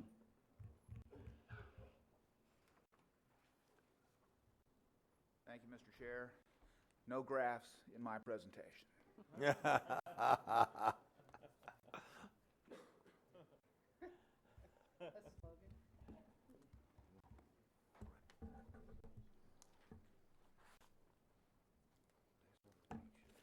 Larry Bartlett, Volusia County Property Appraiser.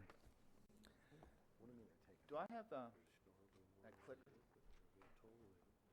They have, I told them they could send us a proposal if they wanted to work with us at night. Okay. Well, you put a call. I'm not here before this council to ask for anything.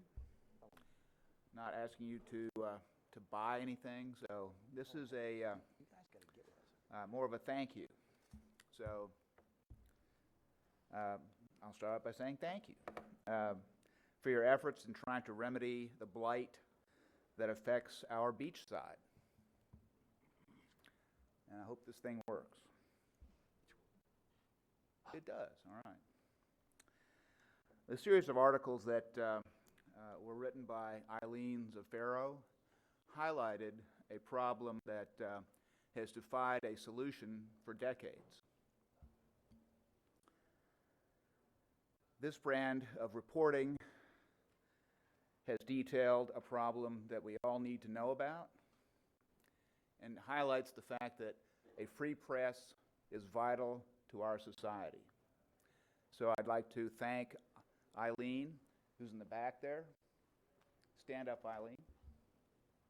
I haven't signed anything, I don't know. Thank you for helping us focus on a problem that needs to be focused on.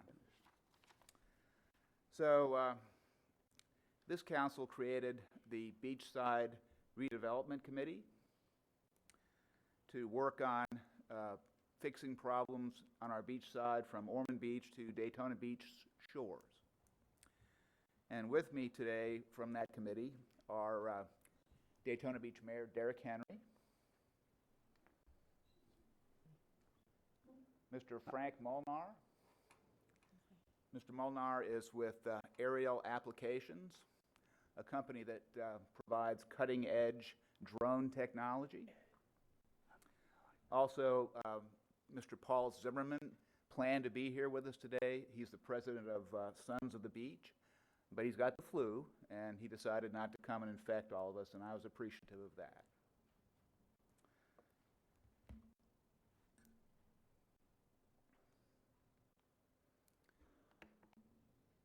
This is a letter to the editor about one of our problems in this county.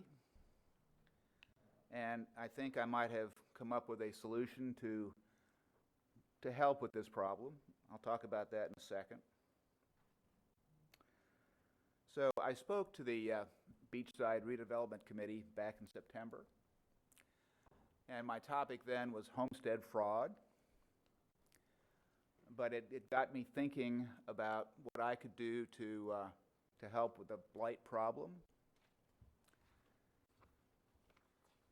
And I thought even more about that, actually, when I met with the folks from the city of Holly Hill. I met with them during my Meet the New Guy tour of the cities last summer. And with me today from Holly Hill are Mr. Joe Forte, the city manager, and city attorney Scott Simpson. They actually brought up some issues that they wanted my thoughts on. Most people in the cities said, "Hi, nice to meet you." And can you get us our numbers more quickly than Morgan did? And I said, sure, see what I can do. But Joe and Scott brought up the issue of code enforcement liens being placed on the tax bill. So I thought about that, and I went and did some research, and I satisfied myself that that could be done. That could be placed on the non-ad valorem part of the tax bill. Now, the slide up there, shows the difference between ad valorem taxes and non-ad valorem taxes. And my research is in the notebooks that you all have in front of you. Now, I don't want to go all lawyer on you, but if you want to read that research, you can. It has Florida statutes, case law, and Department of Revenue regulations that satisfied me that I could do this. And I think what this will do is provide some teeth to code enforcement. So the lady in my office who helps me with these presentations puts little figures in there, and I think this is a helpful way of understanding what putting code enforcement liens on the tax bill will do. Now, if a property is in violation of city codes and is homesteaded, that homestead shield prevents our cities from enforcing their liens.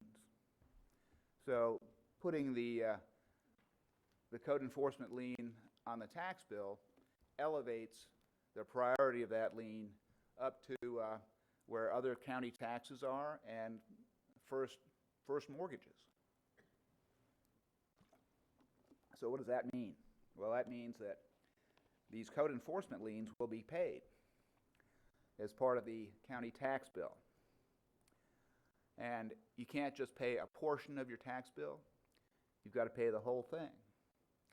And that means cities will get repaid for money that they have come up out of pocket with to bring these properties up to code.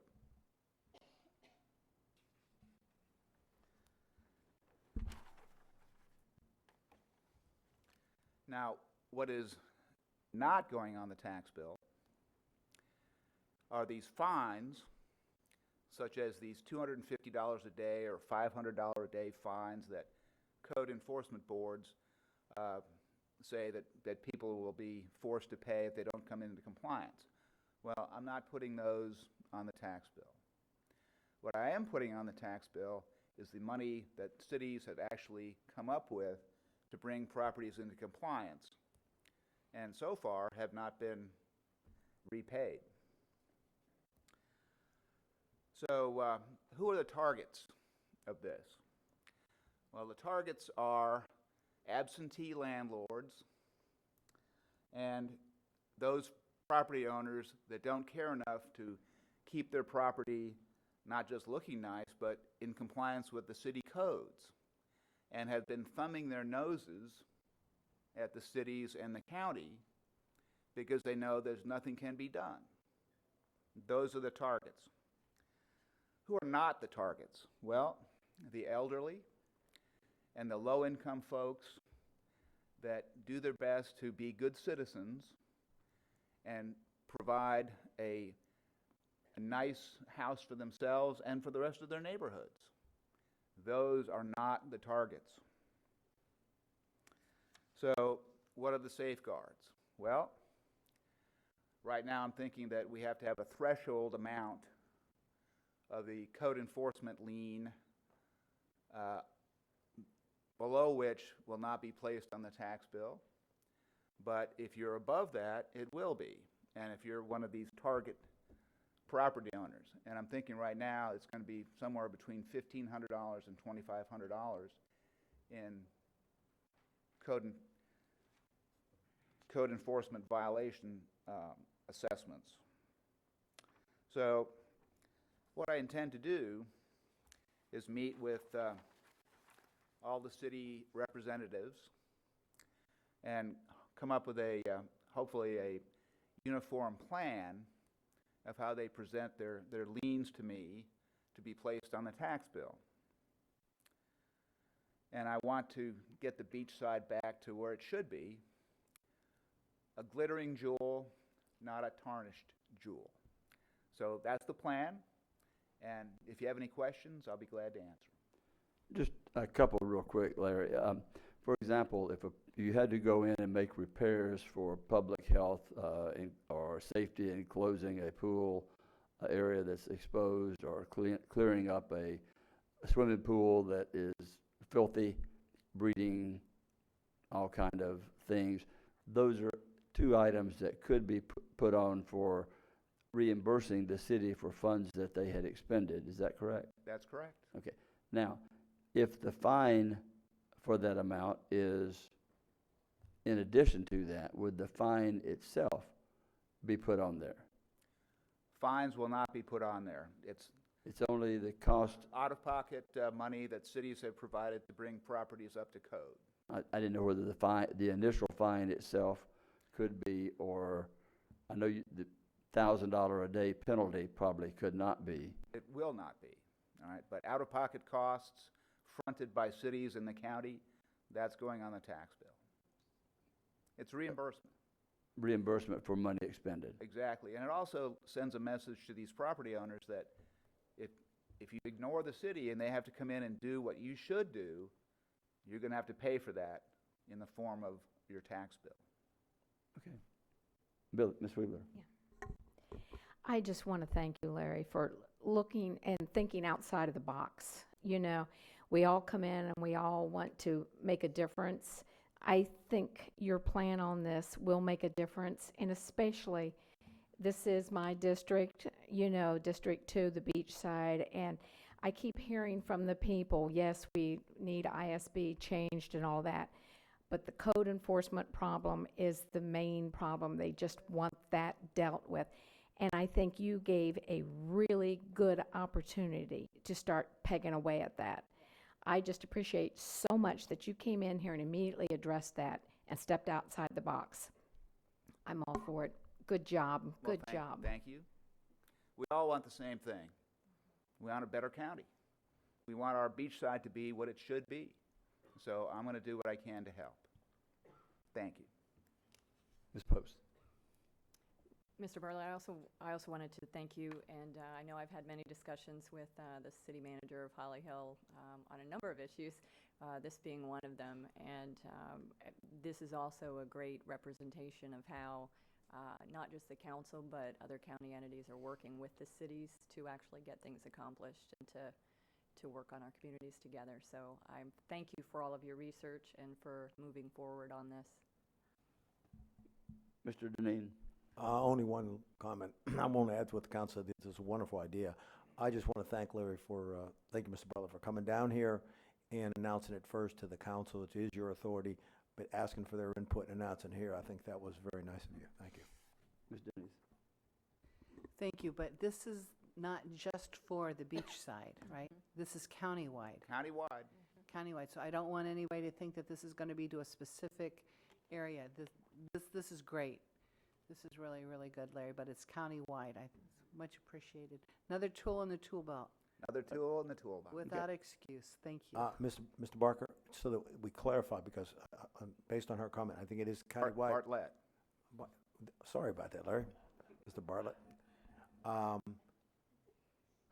The city has to agree to do it in the city. They're going to have an agreement to do it within the city. So they're going to have, each city's going to have to decide and actually be a partner with you to do it. Yeah. That's my understanding. Yep. And I think that those agreements are in place. Or if they're not in place now, they are being made to happen, because I think there's a deadline in order to get on the For this year's tax bill has to be done by March 1st. So we're going to make it happen, and I'll make myself available to work with the cities to make sure it happens. Now, the county could use this as well? Absolutely. Just wanted to throw that out there, Mr. Deneen. Oh, yes. Okay, thank you, Larry. Thank you. Appreciate it. Now, I guess my question is, have we covered item 8 or not? Not for the one piece, which is the updates. Joanne? But we're getting close to the, how long have y'all been sitting there? Leaders? Who kept account? 6 minutes. We've got 6 minutes to go? You know what? I would have bet, everything I have in my billfold that somebody would have known. Thank you. Joanne, And now, is that Alabama time or is that our time? Is this going to take more than 6 minutes? No. Okay, good. And in the essence of time, I won't go through the items that are on your events update list, but we do have a few that didn't make it for the deadline that I would like to mention. So on January 27th at 9 a.m., the City of Edgewater will have a groundbreaking to celebrate the Whistle Stop Park Improvement Project, which was made possible through County ECHO funding, and Vice Chair Deb Denny's will be speaking at that event. For the month of February, the Ormond Beach Regional Library will celebrate Black history and culture with a number of free programs, and we have the details that will be available in a news release that's going to go out later today, but we wanted to make that announcement here because the programs will start before the next council meeting that we have. And again, that full list of programs will be included in a news release this afternoon. On February 2nd at 4 p.m., Orange City will celebrate the grand opening of Mill Lake Park. The park, which is on East Blue Springs Avenue, was built with ECHO funds, and District 1 County Council Member Pat Patterson will be the featured speaker there. And that's it for the additional events for this update. Any questions? No question. Thank you very much. And what we're going to do, we're going to let you guys out just a little bit earlier than your 6 minutes because is that it? Good job. And we would like to present each of you with a county, is it a pen or just a magnet? Is it a pen? Pens. So, Deb, you want to do that? We will take a 15-minute recess while we do this. Pardon? 10-minute recess. So we'll be back here at 9 minutes till 12.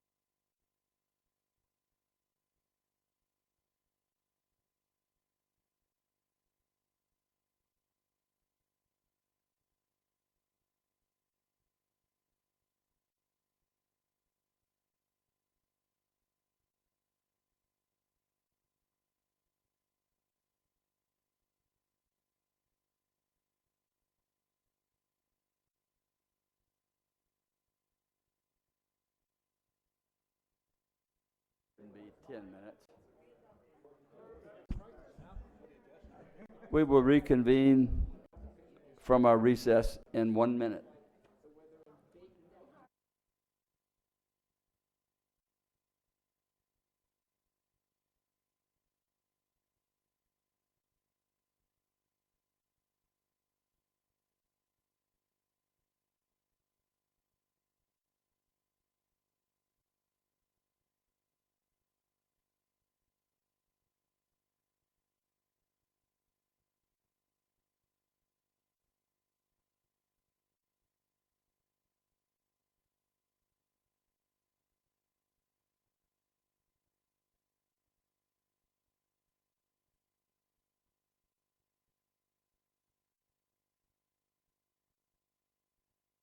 Convene the county council meeting, and we'll go to item number 9. This is a public hearing. Mr. Irvin. Good morning, Clay Irvin, Director of Growth and Resource Management. Item 12 is a, Oh, we're on item 12. or excuse me, I'm sorry, item 9, I'm sorry. Trying to help you out there, Chair. Okay.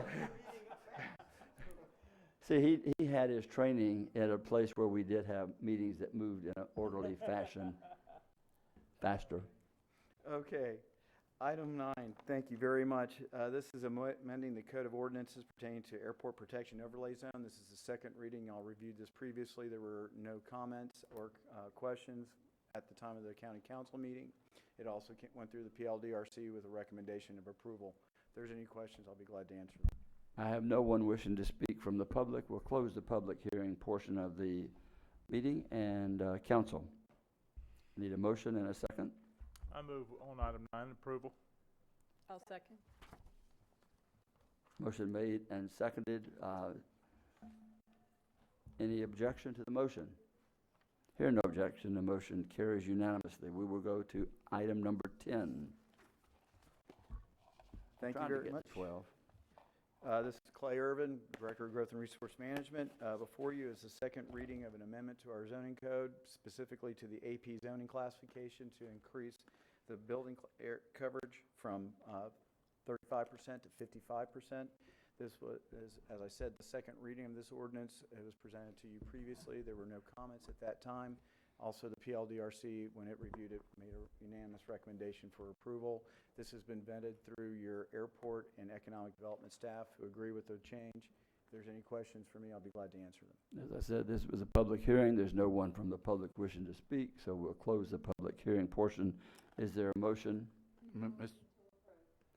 You need to state the...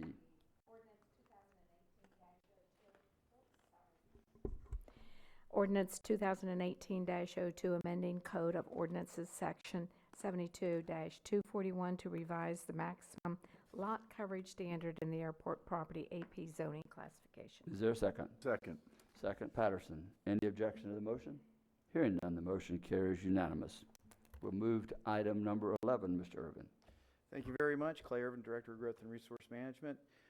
At the last meeting, y'all reviewed a series of changes to our zoning and land development regulations. There were no comments from the public at that time. It came forward to you from a recommendation that was unanimous from the PLDRC. I do have to clarify on page 11-2, number 9, where it says establishes a fence permit. I want to make sure the record is clear that that will be handled by the resolution that addresses building permit fees as a miscellaneous fee. This is mainly just a point of clarification, does not need any additional actions. This is being done just to make sure we don't have to come back and amend our zoning fees. Okay, this is a public hearing. I have no one wishing to speak. We'll close the public hearing portion. Council, need a motion and a second. Mr. Chair, I move approval of ordinance 2018-05, updating Chapter 72, Land Planning Code of Ordinances. Is there a second? Second, Wheeler. Any objection to the motion? Hearing none, the motion carries unanimously. And now we get to that sneaky little item 12. And this too is a public hearing, and we are there, Clay. You did a good job. Okay, thank you. Clay Irvin, Director of Growth and Resource Management. This memorandum of understanding is between Volusia County and the city of Daytona Beach. This is rising out of some issues and concerns that were raised by Daytona Beach with the subsequent item that's coming on the agenda in regards to allowing aeronautical uses in the property that is south of the Daytona Beach International Airport, just north of Bevel Road. In front of you, you see the location map that is on page 12-8 of your agenda. The memorandum of understanding pertains to the landscaping, building orientation, setbacks, and building heights. This came to us, as I said, through the staff at Daytona Beach. We were able to work through their concerns. We've identified specific development standards that will be implemented as we go forward with the development of this property. This was on the agenda last night at the City Commission of Daytona Beach. It was unanimously approved. I can tell you that Commissioner Gilliland, who is representing this area, was very complimentary of the County Council and the staff for working with them and coming forward with a coordinated effort to come away with, hopefully, some viable economic development that is solely needed in this area. So if there's any questions, I'll be glad to answer them. There is, have no one wishing to speak in the public. This is, we close the public hearing. Is there a motion to approve? Motion to approve, approval of the memorandum of understanding with the City of Daytona Beach regarding the development of approximately 321 acres located north of Bevel Road. Is there a second? Second. Denny's. Any objection to the motion? Hearing no objection, the motion carries unanimous, and we'll move to item 13. This is a public hearing which we'll open. Mr. Irvin. Clay Irvin, Director of Growth and Resource Management. This is the comp plan amendment that spurred the MOU that you just approved. When the county obtained the property that is north of Bevel Road, east of Williamson Boulevard, west of Clyde Morris, and south of the airport proper, we went through the amendment process to try and add land use to it. There was a concern that was identified by the City of Daytona Beach in regards to the type of uses that would be there. They requested then put into the future land use map a restriction that would be airside related industry. The definition of airside means that it is within the fence of the airport and has to have access to the taxiways and takeoff areas. We are looking to try and diversify but still be consistent with that. So we requested a change from airside to aeronautical. The City of Daytona Beach agreed with that, but again, put in specific development concerns that were addressed by the MOU. We now are here for adoption of this. This was transmitted to the DEO back in June by the council. It went through the Volusia County Growth Management Commission. We've received no comments from any of the reviewing agencies or the public. If there's any questions, I'll be glad to answer them. I have no one wishing to speak on this from the public. We'll close the public participation portion. Is there a motion? Motion to adopting the hearing for amendment of comprehensive plan future land use map, figure 1-11, notation number 3 concerning use restrictions applicable to 226 acres north of Bevel Road, east of Interstate 95, Daytona Beach, CPA-17-005. Is there a second? Second, Denny's. Any objection to the motion? Hearing none, the motion carries unanimously. And we will move to item 14. This is a public hearing. We will open the public hearing. Mr. Irvin. Thank you very much. Clay Irvin, Director of Growth and Resource Management. If the council will indulge me, I'd like to be able to address items 14, 15, and 16 in regards to background. We will need to take individual actions on it, but I would like to be able to address all of those things at one time. In 2005, Volusia County, City of Deltona, and the City of DeLand were entered into 3 separate development orders for the I-4 State Road 472 interchange area-wide DRI, Development of Regional Impact. This was done in order to master plan and try and capture some of the momentum that was occurring in the Lake Mary Heathrow area in regards to new development for economic opportunities. Unfortunately, with the recession and some of the things that have occurred, the viability of that development of regional impact has waned. The City of Deltona has actually abandoned it. 72 acres of the land that was under control of the county has been annexed by Orange City, and they did not incorporate the DRI. The City of DeLand actually was seeking to abandon the DRI and was advised by the Florida Department of Economic Opportunity to work with the county. In 2015, the County Council directed staff to abandon the DRI. We have been working with the primary property owners as well as the two smaller property owners to work through that portion that is in the county to abandon the DRI, take all the vesting and requirements that are identified in the Development of Regional Impact Development Order and transfer them into the comprehensive plan and establish zoning so that we could implement them, so that that way we can then abandon the DRI. The primary purpose here is to continue the planning effort that was originally envisioned for the DRI, but put it into a separate set of documents so that that way we can be more efficient and respond quicker to the market demands. We have worked with the property owners to come up with what we believe is a viable substitution into these issues. The first item is pertaining to the comprehensive plan. There were already policies in the comprehensive plan pertaining to the Southwest Activity Center. What we've done is modified them so they incorporated all the requirements that were identified in the DRI. That is the item that is before you here.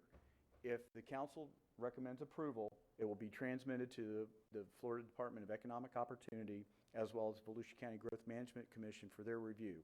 Once we receive their comments, and if there's no objections, recommendations, or comments from them, we will hopefully have it back to you, we're hoping in March, so that that way we can adopt the comprehensive plan. But this is the first step that we have to take to follow through with your 2015 directive to abandon this DRI. One point of clarification, because we did have one owner ask about this, specifically in regards to the agricultural classification that is on a majority of the property.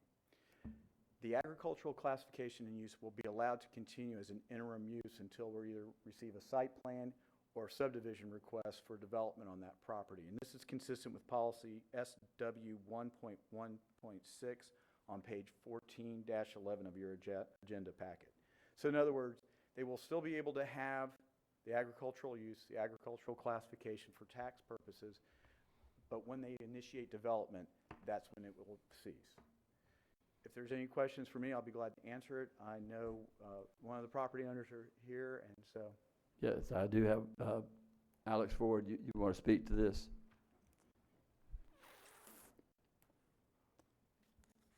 Mr. Chairman, council members, Alex Ford, 145 East Rich Avenue, representing the Ford family, Valico Inc., owners of 98% of the property within the remaining activity center in the county. We're very supportive of this. We appreciate the clarification on the agricultural use. We spent a lot of time working with staff, and we're very pleased with the end result, and hope y'all are too. If you have any questions, I'm here, and otherwise I'll sit down and shut up. That does apply also to items 14, 15, and 16. Right. If I can. Okay, thank you. Clay, in case anyone, Mr. Patterson? Yeah, Clay? Yes, sir. We'll close the public hearing. I know for years we've tried to find something to take advantage of economic development on that site. Does this really open it up better and create a better situation for development? When you have a DRI, there are biannual reports, there's additional review requirements. It is much more of a bureaucratic procedure, so it does add more to the process. So therefore, anyone who is looking for a quick turnaround may face a little bit more of a delay. Also, it does restrict our ability and flexibility, and so therefore we are able to work through, let's say, developer-initiated questions quicker than we would be through the DRI process. Okay. Mr. Chair, I want to go ahead and make a motion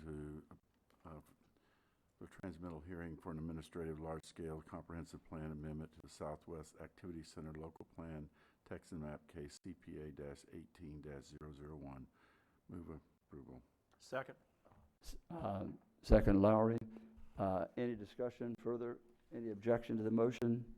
Hearing none, the motion carries unanimously. We'll move to item 15. This is a public hearing. We've had the staff report, unless you're changing it. Just wanted some clarification, sir.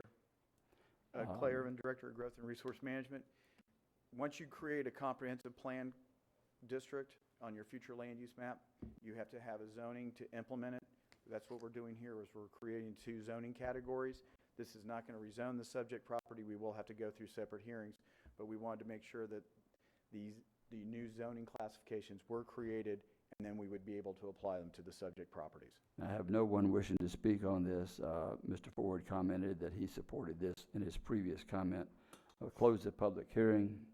Is there a motion? Mr. Chair, I move approval of ordinance 2018-04 establishing new zoning classifications for the Southwest Activity Center local plan. Second. Second, Lowry. Any discussion? Any objection to the motion? Hearing no objection, the motion carries unanimously. We'll move to item 16.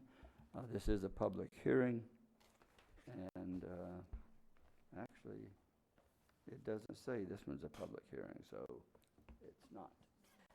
Mr. Chair, Yes, ma'am. I'm going to take this one. The purpose of this agenda item is to formally abandon the DRI and authorize the application to be sent to the East Central Florida Regional Planning Council and DEO for processing.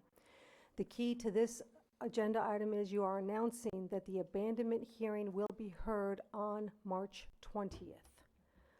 So the motion is to authorize the application for the abandonment and to set the public hearing for abandonment on March 20th. Mr. Patterson.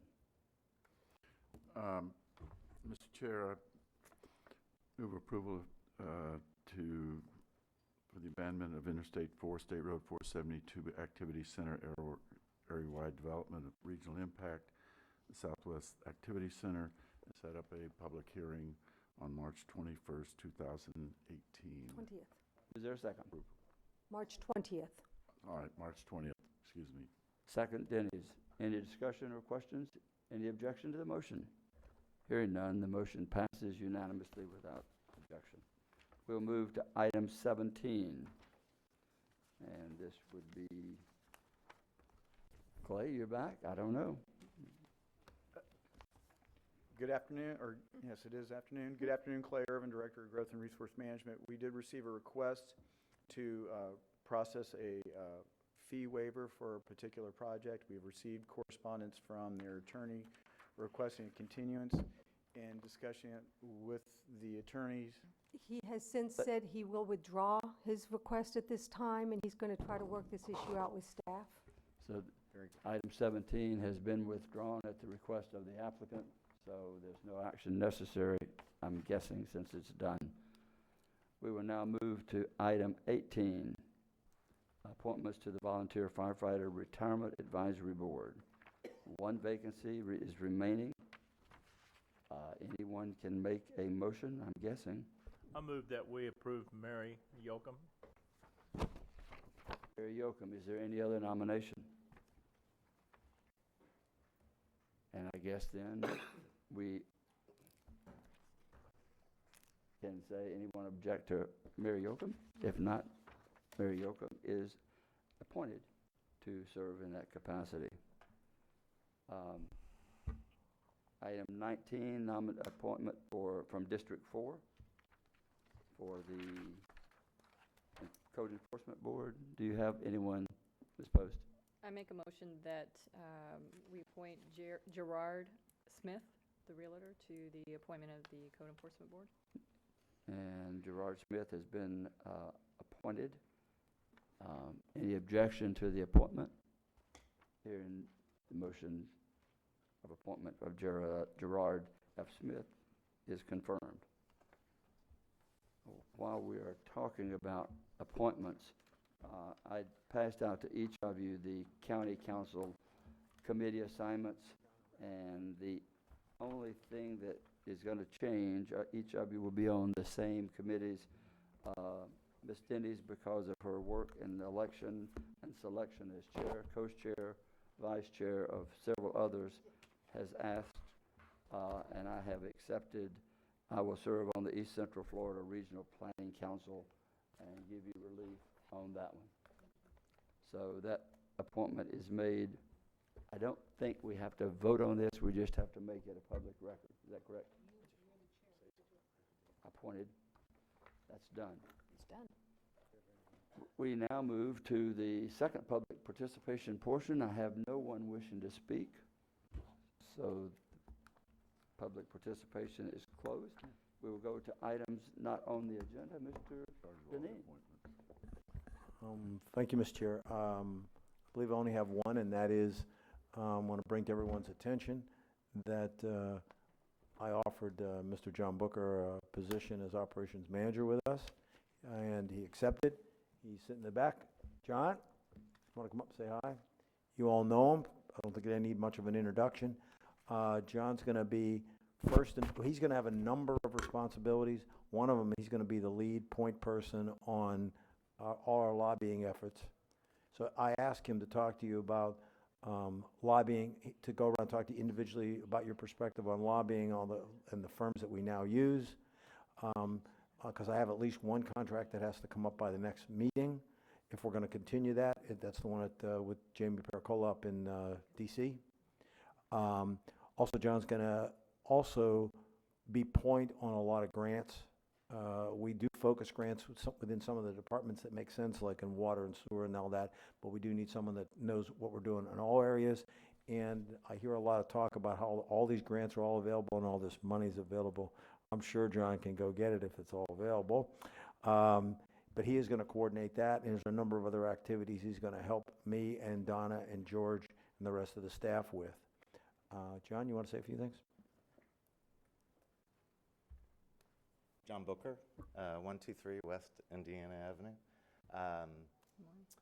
Old boss of mine, when he hired me the second time, said, John, I want you to throw as much spaghetti up against the wall, make something happen, and let's have some fun. So I think that applies here at Volusia County. Let's do something, get something done.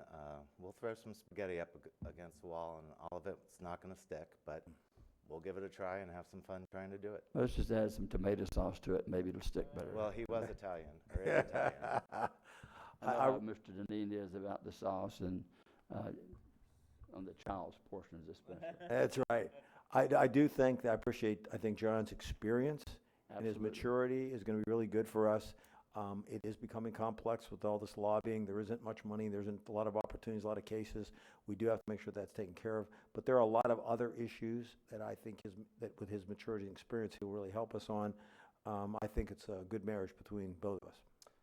And for those of you who may not know, I cut my teeth with Congressman Micah. I worked down the street at the Department of Transportation for a while, and I left a job at the City of Orlando working for Mayor Dyer to come here. Obviously, between those three employing folks, Sunrail has been a major portion of what I've devoted my work life to in the last 7 years. So He's also obviously going to be, along with John, our transportation engineer, is going to be our number one person on helping me with, and Pat Patterson, your representative on Sunrail. We really need his help. And also with DOT. He has some good insight on DOT I think will help us. There's so many DOT projects we're doing. But we're fortunate to get him, and I thought you'd like to know that. Congratulations on your find, and John, welcome. I know I've worked with you over the years with various things. I've always found you to be very accommodating and very thorough and responsive, and I know you'll do the same with us here in the future. So, well, I'm 3 days into the job, so hopefully in day 1,000 or so that you'll be saying the same thing, Jim. You'll be hearing from him. I asked him specifically. He does have a new phone number. He'll tell you whatever phone number. He's got his own number. Committed that one to memory, Chair. Okay. But as soon as I figure out the email system, which is different than what I'm accustomed to, I've set up some meetings and actually got some calendar invites from your folks during this meeting. So. Ms. Dennis? Mr. Booker, one thing you don't have yet is a pen. Here's candy. Yeah. Thank you, Ms. Dennis. You I want to get appreciate pen? that. You're welcome, Mr. Booker, anytime. You have just been Mr. canned. Chair, his cell phone number is 386-490-3046. There you go. Is that your personal? Is that the low jack pins that we have? That's right. All right, and thank you, John. Welcome aboard. I think it's from all of us. That's all, Anything Mr. Chair. else? Mr. Attorney, sir. Mr. Chair, a few items. Actually, back to the appointments. I think there's a few of those boards the River to Sea TPO and the Value Adjustment Board, which are require, by statute, require council action. I'm not sure about the TDC, but if for those, Were they appointed, were they time certain, drop dead? well, the Value end? Adjustment Board, I think actually this is just a restatement of what your vote already Okay. was. The River to Sea TPO, I don't recall if these are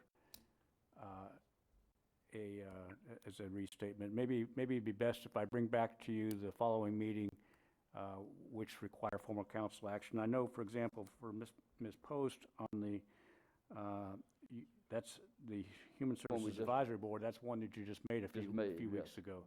So if I could just Would you please? bring that back to next meeting. But now, on a different matter, I wanted to say that with regard to the conflict resolution process that's ongoing with the City of Daytona Beach Shores, we've proposed 2 dates to the city, and those have not been agreeable to them for, I don't know the exact nature of the conflicts, but the city just said that those dates would not work for them. They have requested that we propose dates after February 20th. We could, if the council wants, and they requested we propose 3 days from which they could choose. They had no disagreement with the location that we proposed. They did request again that we allow a 4-hour time period. Although if we conclude our business, then obviously we don't have to take the entire 4 hours. So if the council chooses to now, or otherwise the staff can coordinate with your calendars. Again, they request a dates after February 20th. I know the city attorney is out of state for till February 11th, so I'm not sure what happens between then and the 11th and the 20th, but the city requested not to meet during that time. So I'm just letting you know we either need to propose dates now, or we can coordinate with your calendars. I think it would be difficult to appoint to do with Ms. Cusack, for one, not being here. I would like maybe for Mr. Deneen or someone from staff to coordinate and see if you can arrive at the dates for us to meet. 3 options. Okay. Is that okay with everyone else? Cool. And that's all I have, sir. Thank you. And with that, we'll go to closing comments, and Ms. Denny's, you get to start. Okay, thank you, Mr. Chair. I have a couple county-related issues to discuss. First, let's start with Boston Whaler. We had some good coverage in the News Journal business section with this project in collaboration with the City of Edgewater and Boston Whaler, and I think we have a brief clip. What you're going to see is a front-end loader bringing 30,000 pounds of stress down to onto this boat as we did the ribbon cutting, or the ground shoveling, breaking ceremony. Somebody suggested, do you have the video? Go ahead and play it. Somebody suggested on the bus on the way back, because their complex is so big, maybe we could use some of their boats for our reefs, but you can't. You cut them in half, they don't sink. That's true. It's 30,000 pounds coming down on that. Sink.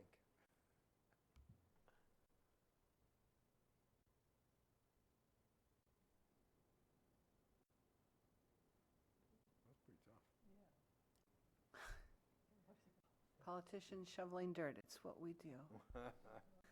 Thank you.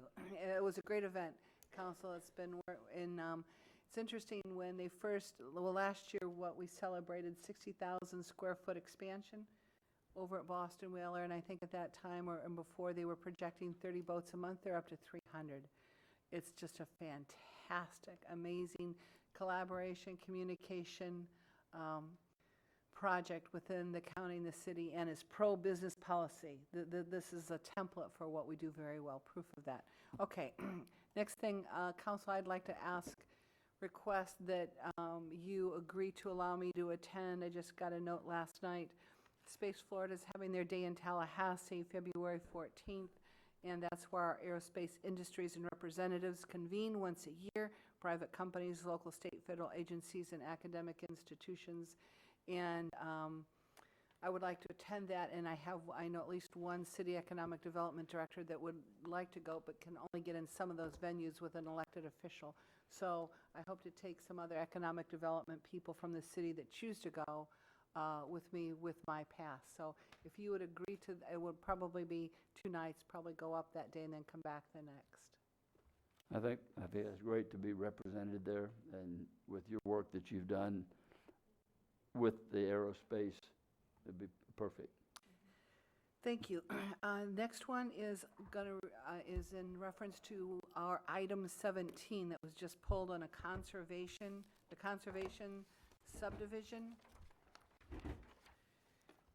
Was an interesting, this one really put me on tilt with staff, really, because I just flat could not figure it out. So here we are. Clay, Mr. Irvin, if you could come up. In case there's any questions, we've had a request for fee reduction removed from the agenda today in agenda item 17. And that request was made in part because a property owner wanted to do a conservation subdivision, but was unable to meet some of the requirements in our current code. And we don't get these requests even once a year, so this doesn't happen that frequently.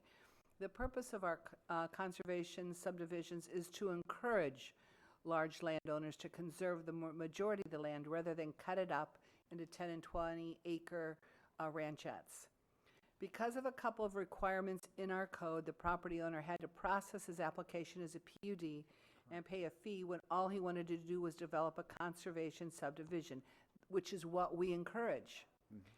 So with council's concurrence, I would ask the growth management staff to come back with some proposed amendments to our current conservation subdivision ordinance that would help these types of conservation developments to move forward and not require them to go through the costly, lengthy PUD process. It seems that only minor tweaks are needed, and I think and hope we want to encourage these types of conservation developments and streamline the process for staff and applicants along the way. Is that an accurate That's a recount? very accurate depiction of what occurred, yes. Okay, so council, if you're in agreement, can we direct the manager and staff to come back and tweak our current policy and look at amendments to bring it back to us for a later date? Yes. I spoke with the applicant briefly before he left, and he is hoping to work with staff to arrive at that. I'm guessing, Jamie, I think they're going to agree to do that. She was going to. Yes, sir. There are a couple of statements in the code that are just very difficult for the developers to overcome, and I think we can work on the language and bring something back to you all. It does require a code amendment, so you do need to direct staff to bring you back. If you can bring us back the language necessary to modify or change that ordinance that's in the code, that would make your work a little easier. In the meantime, I would proceed basing that your understanding is direction from council to make that change. Is that okay, yes. Council? Unless there's anyone that doesn't want to, we're agreeing to something that we don't know the exact language. We'll bring the Understand? language to They'll bring it you, back. and then you'll have the Exactly. ability to consider it. Okay. They'll thanks. bring it back. The next item is on our workshops we discussed. I would like us to schedule a workshop regarding the budget only. I mean, all these, we've got peripheral issues, a lot of issues we'd like to discuss. But Mr. Manager, I'd like it to be enough, ahead of time enough so that we don't back up against advertising deadlines for the budget, because I think it's time to even look at almost some line by line in some of these funds here. So I would like us to set up a workshop just on the budget. So can we, whenever we can work that in between now and whenever we have to have our, with enough lead time before. Citywide, we used to always start our budget process no later than March. I'm just saying, and county is much larger than that. I don't know if you were thinking about sooner than that, Ms. Denny's, or? Whenever it gets scheduled, I'm good with. Okay. Anytime you want to do it. We have a tendency, I've been doing this for years, we've been doing, pretty much we deal with it in a lot of cases every meeting. So Well, bottom line is, we're talking about specifically. Yeah, no, this is an overall discussion just on the budget and where we can look at one fund, ask a question, because my goal at a minimum is partial rollback, if not more. So this is going to be a very strong discussion, a very detailed discussion, and I think council needs the time and the information to look at all this way ahead of time. the big issue we have in this world, we're different cities. We don't have a small budget, so you trying to deal it all at one time. Then we can is- do multiple workshops, I'm good with that. too. Right. You Can do that. You tend to have, out of the 77 funds, tend to have several of them, a number of them, I think it's 10 that are taxing funds. Right. Okay, that's probably the easier way to deal with it, because that's what you're talking about. You're talking about the MSD, you're talking about the general fund, you're talking about, Let's start with the general fund. Let's start with the general fund, agreed. Okay, and do a work. We did as many as 5 a year at the city level. Right. Workshops on budget. I'm just saying, because we drill down to the bottom. And I think that's what we're wanting to make sure that Fine we by all me. understand, and you understand the rest.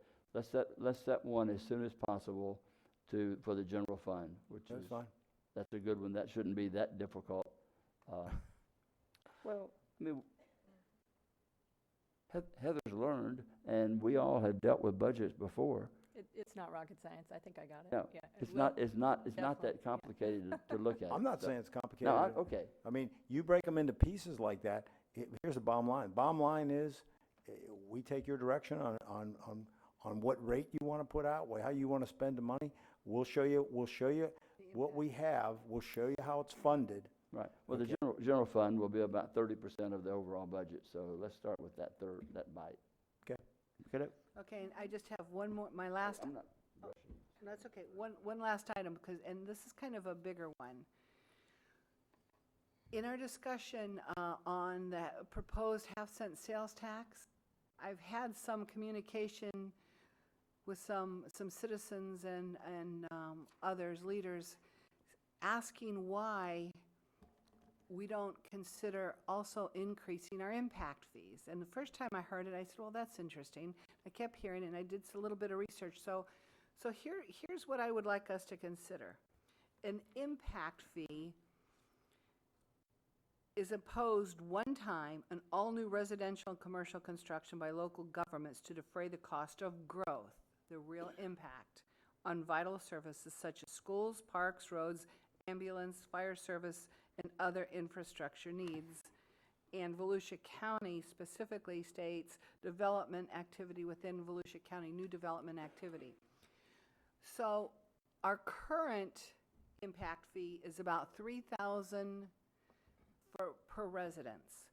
And it was decreased for a good reason. The economy was reversing at the time, interest rates were high, and we were trying to encourage growth.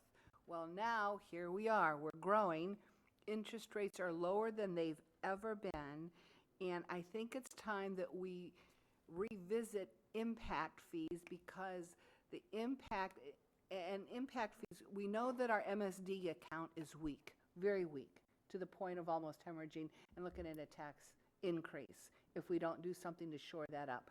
Impact fees impact the general fund, money for roads and bridges, our fire services, the MSD, EVAC, all of it. So I think it's time, council, we take a hard look at where we are in our impact fees, because if we're going to ask the taxpayers, the citizens, to bear and agree with us on some of these increased costs, and here we need those that are making the direct impact to be part of it too. But here's the other piece to this. FDOT did a presentation, what was it, 2 months ago, to TPO, our Transportation Planning Organization, and the increases currently are 25, 30, and 40% for some projects. Look at our own projects. We have to go back and find more money for it, 2 million, 5 million. And it's not just the county, the cities are coming back in for more match and higher funds too. Costs are going up. We cannot keep up with the increase just where we are. So I think the other piece to this is broadening broadening who's actually creating the impact on our roads and increasing that impact fee to possibly give a little relief in all of those accounts that we're responsible for. And again, it's one time, so it's not like the impact fees when they were higher and interest rates were higher, the total cost of the home or the project would have a larger financial impact. It's actually minimized quite a bit with the interest that we have today. So with that, I'd like to see us have a discussion on this, and I don't know how that goes. I don't know if when was the last study we did on impact fees? Jamie, or do you remember that? I think we finished one about 5 years ago. Yeah. But it never was presented to council because there was not an appetite for addressing the issue. The economy, yeah. Well, the economy is a lot different from 5 years ago. The interest climate's different. And do you remember approximately what the recommendation for impact fees at that time? They recommended doubling the transportation Yeah, impact it was like fee. almost $7,000, $6,000 to $7,000. And we're at 3 right now with Yes. increased costs skyrocketing as we talk with supply and demand. Yes. I think we could put that on as a discussion item because I have real concerns personally because this interferes with affordable housing, which is also currently an issue when you're having to pay up to $18,000 for a $100,000 house in impact fees throughout the entire county. This is not just this number you're mentioning is only the county part. It's not the city part. It's not the school part. It's all of it. So when you add that much money to, of course, personally, I'm opposed to impact fees. I'm opposed if you're going to do something. We'll do a discussion on it. But I build a house. I have no children. Why do I pay a school impact fee? The person who buys my house has 4 children coming in. But this But we isn't the can't- school. We're talking understand. roads, we're talking fire, we're talking ambulance, we're talking those departments, and we I can't. understand what it is. Yeah, we can't cross over to those other things. I think it's worth, we at least have a. It's worth a discussion. discussing. We have to. I'm just, letting you know up front that what we also are facing is the combined cost of impact fees on the price of a small house, a smaller house, an affordable house. And we know that is a major issue right now. It affects the homelessness, it affects the ability to get homes first and things like that and get people into homes. So unless you can put them all in used homes, which is also difficult, and there's not that many, I'm just saying, let's have the discussion, an open discussion with information on what we are. I know the impact fees were only put back in a year or so ago. Is that correct? No, it's been a couple of years. A year or so. Yeah. 2 Well, years. we cut them down. We cut them off. From 5, We I thought. emptied, we stopped them for residential, not commercial, and we brought them back over 3 years, and I think that last third was 2 or 3 years ago. About 2 years ago. So that was the last time that they were raised back to 3. I thought they were higher than 3 for residential at one point. 3 was the highest? Pardon? I think that's the highest it's ever been. It only goes up by CPI. This is the $3,100, not quite $3,100, is all the fees combined. Road, fire, parks. That's all the county fees, is just, Yes. is the 3,100? Yes. Okay. Well, we haven't filled these chambers up late, so we might as well do Yeah. something that will. If we, I think you would be surprised if you, I would ask you to have some discussions with builders, developers, and leaders in the community, what they think about this. I think you'll be totally surprised at what their response is going to be, because it surprised me. I haven't had pushback from anybody yet. So it's worth it. It's worth discussion. It's not the same as it was 5 years ago. It's just not. okay, let's do a workshop on that. Let's just talk about it at least. We can schedule that. We can have a discussion item during council time.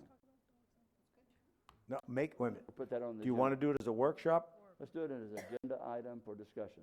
Okay. How about that? All right. Does that work? Okay, we'll put that on, We can put that on next meeting. next meeting. If you'll have you'll have time to get all the information. Well, the nice thing is we do have the existing report, so we'll see whether, we can use that as a start, and you may have to adjust it somewhat, but we have we can come forward with what we have. I think to me, one thing that would be helpful, since this is all kind of new, how much revenue have we taken in since it was put back in place? We can give you those figures. I figure you have that pretty easy. Yeah. These are some And the things we can come up with. projections, and the projections We with can do where that. we are now, and then with an increase, whatever. Put on the next meeting. Yeah, that's good. And the other thing which I know we're discussing, but I think the purpose of this, when one speaks, it's for each of us, if we have a comment on that, we can at the time, is that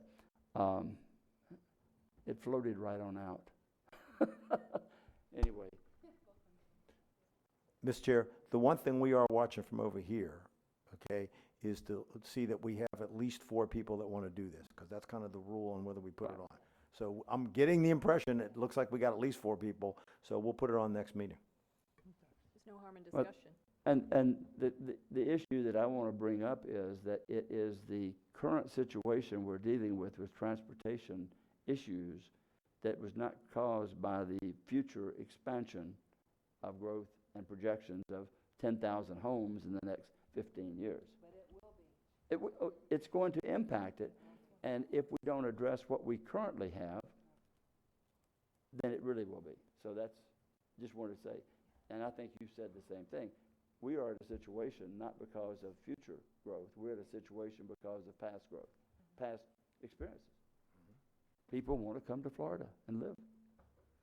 We can move to Dr. Lowry. I am good. I had my discussion earlier. Mr. Patterson. Couple of issues. I gave something to Mr. Rechtenwald, the ongoing issue up in DeLeon Springs, so I appreciate him looking into that, so thank you very much. I know it's been so much fun.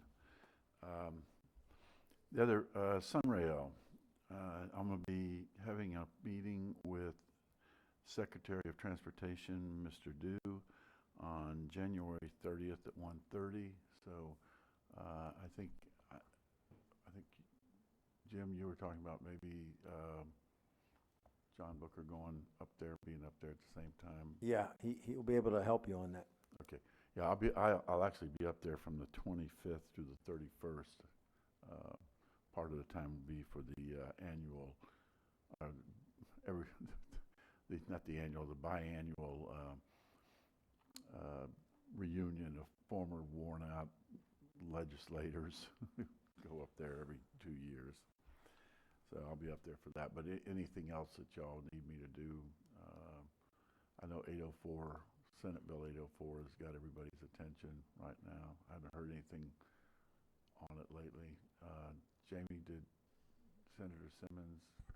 The latest that we have is that Senator Pasademo is going to accept an amendment to her bill so that it will match Representative Edwards' bill, word for word, adding in the new 163.035 and the new amendment to the Evidence Code 704.09.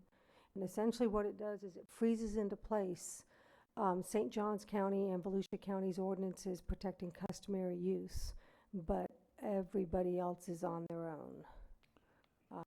And it prohibits any new ordinances for customary use in the entire state, and it requires requires proof in a court of law. So out of 67 counties, 65 of them will, not all of them have beaches, but will be protected here. That's important, because what's going to happen possibly in those other counties is you're going to have private beaches. That's what that's going to do, not in Volusia County and not in St. Johns County. So I'm pleased to hear that. As often as I'm criticized for being the beach hater, I am not the beach hater out here. Beach hater. The beach hater. Yeah, I've been a lot of things in my life. My friends knew back in the 60s and 70s when I was surfing that I was a beach eater. They would probably, beach hater, they probably would have drowned me out there on my surfboard. So Getting back to the Sunrail,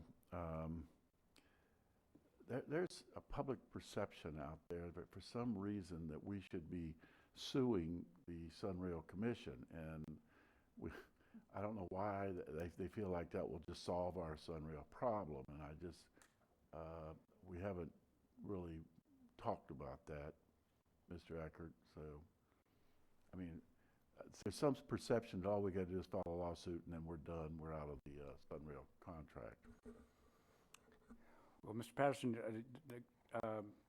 your meeting on the 30th will be an effort to determine whether or not FDOT is going to submit, among other things, whether or not FDOT is going to submit a proposal for Phase 2 here in Volusia, that portion of Phase 2 here in Volusia County, and to talk about funding. So our goal remains to, if it can be accomplished within the time that's appropriate to do so, that the extension of Phase 2 here from DeBerry to DeLand. So that's your policy goal at this point, and I think the council's pursuing it by an appropriate means. The other thing is, we clarified with FDOT that the drop dead date for us is really January of 2019. Right. That's, at that point, they admitted it's impossible for them, even if there's money available, to get everything bid, get it built, operate it, and turn it over to us before they leave.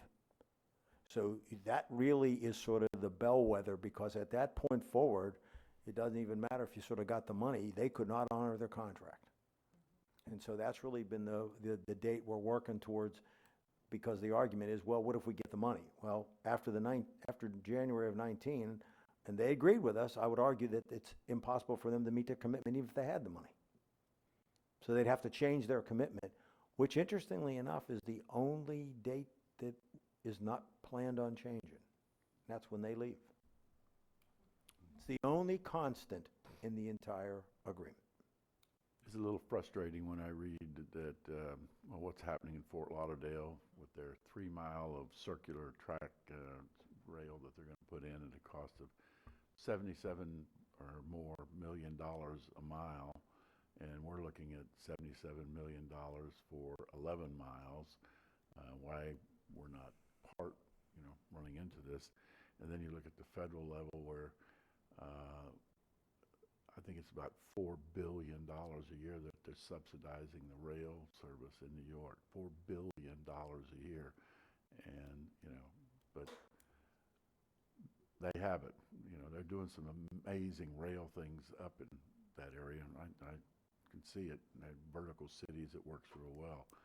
But we bought into something years ago, and we need to, and we've been supportive all along. I got a letter from Harry Barley down at the Metro Plan saying that we need to reaffirm our support, that there's mixed message. There is no mixed message coming from Volusia County. We support Sunrail coming to DeLand. That's been very important all along. But to give the impression that we now suddenly have to get all the cities to sit in letters of resolution and the newspaper, an editorial, and it's just absurd, thinking that we are failing to support the concept. So They're just trying to put the blame on us when we don't get anything. And I thought we answered that pretty well in our agreement to fund the extra 700. We're putting together, we've already given Mr. Patterson a draft to respond to them saying, there's no mixed message here. Yeah. There obviously is a problem on their end. The other thing mixed message is coming from the other 4 commissioners. The other 4. The other thing I think that's complicated this, I talked to Mr. Booker about it, is positive train control. With that big accident, it could affect all the systems, and that could really, if you think we got a complication with them now, this could really make it 10 times worse. Because they pushed that date back, and then they had that big accident, And now there's a whole issue about them not wanting to push it back, and it is a significant increase over what you've been shown already. Well, you know, the amazing thing about positive train control, when I went to that conference last year on rail, it was brought up that the millions of dollars that we're spending on positive train control, the only thing it does is stop the train, whereas in the European, the positive train control does multiples of things. Right. And we're just worrying about stopping the damn train. It's just crazy, the thinking that's going on. So. Thank you. That's all Thank I you have. for taking your time to go speak with the Secretary, especially on that issue and any others that you feel that can be helpful. I will continue to do it as long as I have the confidence of this council. I'll carry forward and hopefully we'll get this accomplished. Okay, Ms. Post. I have a couple of things. I wanted to comment on the customary use bill that's in Tallahassee right now, and just point out that what Councilman Patterson was saying about that we are 2 out of 67 counties that are referenced really speak strongly to the coordination and coordinated efforts of people really working to ensure that we that customary use is an issue. So I would prefer that all 67 counties. yes, that were- would be wonderful. But I'm glad that Volusia is one of them. So fantastic job there for everyone that's put in on that. I did want to say welcome, Mr. Booker. I just actually found out this morning that you are in that role, so welcome. And just finding out that he is in that role, I wanted to make sure that is an addition, correct, to Robert Stewart with Gray Robinson and our Arlene Smith, correct? for Yeah, he's legislation? not our lobbyist. He's going to be my coordinating person for lobbying efforts. But in addition, so Arlene is still here? Yes, and Okay. she's got other things to do at the airport, but she's also going to help him in terms of trying to gather all the information and trying to also be the point person is hard to do. And with his experience, I think Absolutely. it's a good I think place as to put it. many people as possible and doing that position, and certainly with your background, we very, very appreciative that you're here. Thank you. Let's see. The Beachside Redevelopment Committee, I wanted to bring that up. The last couple meetings, the last meeting, they went through and they've designated sections that they're doing, and I forget how many sections, 5 or 6 different sections down the beachside, but I couldn't help but notice that Ormond by the Sea is not included in that Beachside Redevelopment Committee action. And, you know, we have Ormond all the way down to Ponce Inlet. And so I know Clay is a huge part of that redevelopment committee, and you did an amazing presentation at the last meeting. But I would like to suggest that we include Ormond by the Sea in that, because certainly we have a lot of issues up there, and I'm not sure why they weren't included and why I didn't suggest that in the first place. The county, I mean, that was set up by an individual. It was a private situation So, that they brought to us. I guess what I'm letting you know is And I'm going to suggest that to Well, them. we get the final report in Yeah. about 6 weeks, so it's over. It's done. There may be one more meeting. That's what I'm saying. I don't know how we could go back for the past 8, 9 months, because they would have been finished at the last meeting, but I think they asked for one more meeting, Clay. Just 2. And I think, you know, they went over the entire beach area, and those were the areas that they decided were the most important, or that had the most problems. At that point, they came up with that. We didn't have anything to do with it. Right. But the decisions, they're finalizing their thoughts. Just clarify the number of meetings that we were targeting to have everything wrapped up by January, February. We've kind of extended into March Right. because they have to go through this. When we first established the meeting in June, the committee itself basically focused on from Dunlawton up to Granada.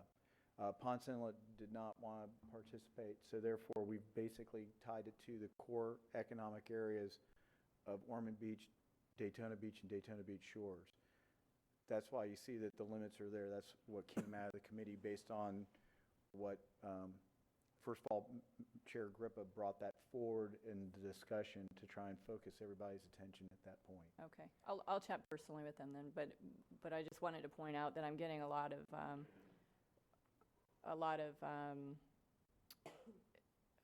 questions from citizens up in Ormond by the Sea But as to. I think to the key there, though, is that that's not a county project. The only thing we did was to help furnish coordination and gave them adopted, they were going to do what they want to do. It's like if the citizens from Ormond by the Sea, if they wanted to do a study, they could certainly do that. And as you know, New Smyrna Beach is not in it. So that was decided initially on the concept, but they're independent of us. Right, I understand. Okay. I'll just speak with them. That's fine. Yeah. Pathways, I wanted to bring up Pathways Elementary School. I've gotten some, the principal up there has brought up some things about student safety along Airport Road, so I'd like to talk with staff and maybe with the Sheriff's Office about that issue. Also, let's see, last meeting during open discussion, or not during open discussion, during the consent agenda, I brought up discussion about 2 points. And one of them was the settlement that we did for a woman that had tripped on a sidewalk and was in the city's jurisdiction in DeLand. And I discussed that, the fact that we were paying out a $15,000 settlement to the lady when it was not our jurisdiction, and that we do that on occasion. Sometimes we pay out, sometimes we don't when it's not in our jurisdiction, and that there is an Attorney General's opinion from 2008 that I talked to Dan about that specifically says that it is not our jurisdiction. And I had asked that staff look at that and create some language, possibly create an SOP, a standard operating procedure, create that language and bring it back to us for approval. And I was under the assumption that that was going to happen, but I'm not seeing it on the follow-up information. And I've brought up a couple things like that in the past that have not been put on the follow-up information, so I just wanted to bring it back up in this meeting. And either, Councilman Patterson, do I need to make a motion to get that to have that language done, or can we? We need a majority of, individual council members don't direct staff. A majority of council directs staff. Yes, so that's what I'm asking for is, I would like to see if we can, do I need to make a motion to have that done, or? I'm not sure. I'm personally not sure what you're asking for. So I would like to make a motion that we do that. Do what? Okay. I would like to make a motion that we have staff create the language for standard operating procedure in those cases, because it seems as if we do not have a standard operating procedure, and sometimes we pay out and sometimes we don't.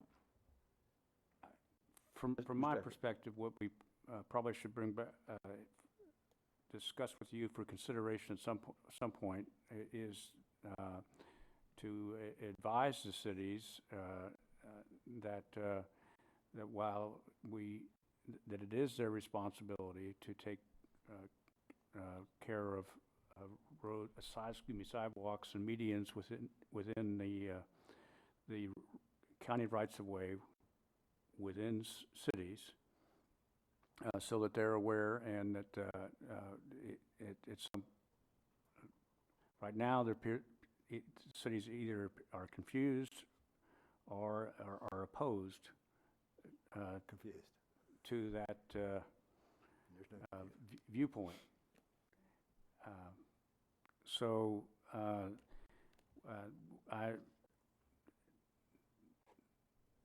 my intention was to discuss this with the manager and make a subsequent presentation to you. It hasn't been forgotten. I didn't observe its absence for the list, but that's the topic that was our intention to present to you at a subsequent point in time. I think what Dan's getting at is you got some history here. I respect your point. I think that I've been shown the same language. I think there's less confusion. I think they just don't want to pay. And But if it's not our jurisdiction and we're paying out money. But this is part of how do we get along? And so I think it's something that the council should decide, let's talk about, because they may not, not everybody will be happy with you if we do that. Now, my suggestion is if we're going to get serious, maybe we could come up with some policy, for example, where, part of this problem is that they won't accept roads that are really theirs, okay? And the annex around them. And the other thing is that they don't like this idea that if the road is our road, but if the state says it's their responsibility for the sidewalk, they want sidewalks built. They don't want the maintenance. They don't want the cost. And they don't want the liability. I think Dan and I are at a point where I'm trying to agree. I think your point's well taken, that we paid on something that you could argue we probably was our legal responsibility. You're going to have to decide how you want us to deal with this, because you're going to have a lot of cities that don't want to do this. And then do we argue with them? What's the next step? Or do we try to say to them, look, you're going to have to divide it with us. Is there some policy? We'll handle some of the bigger roads. You guys handle the small roads, and we do it as a cooperative agreement. But it's going to involve a lot of work, a lot of cities.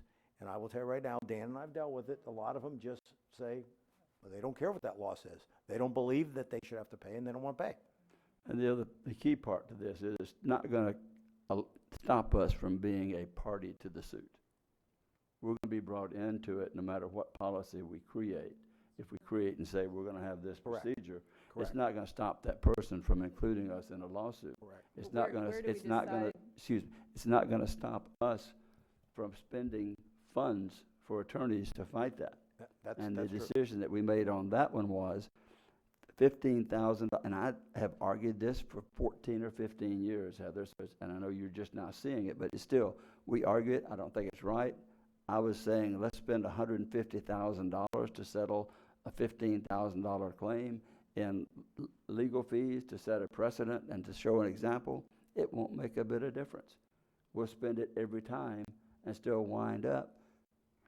And I know we all have good friends that are attorneys and they like to eat, but we're going to be brought into it at a much higher cost.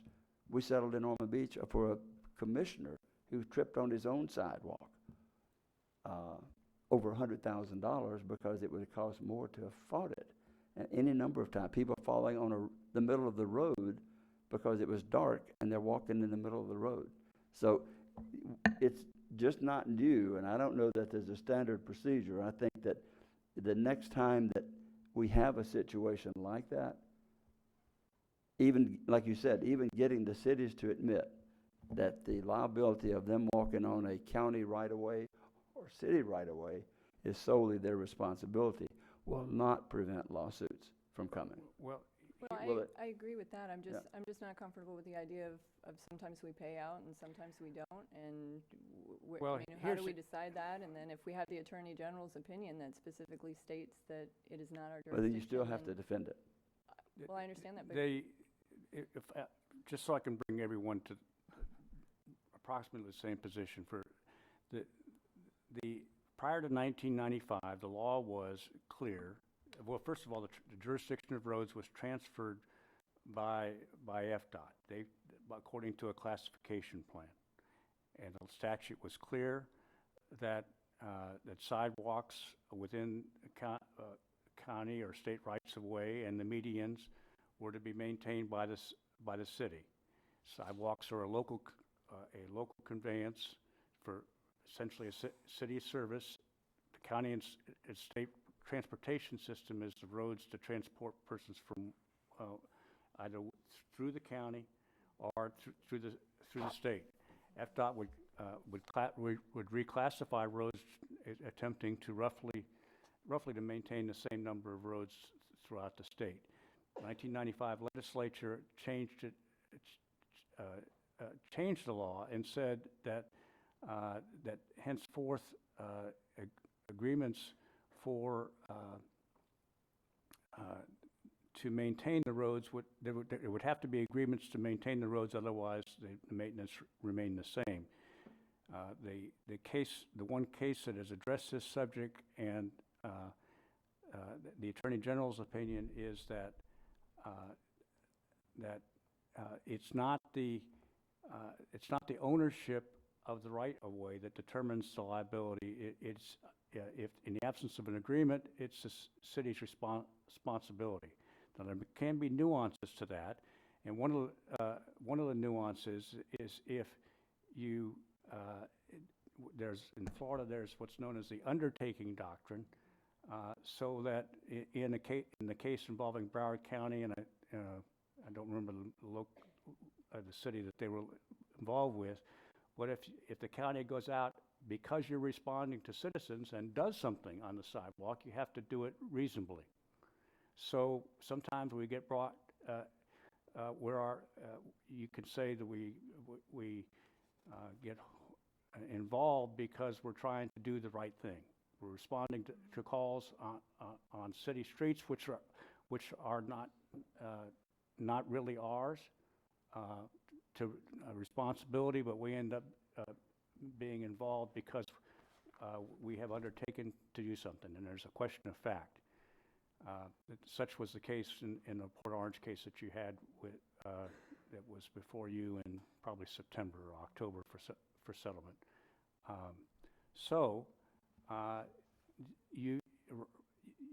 If you are going to, if it's going to be the council's policy, the county's policy to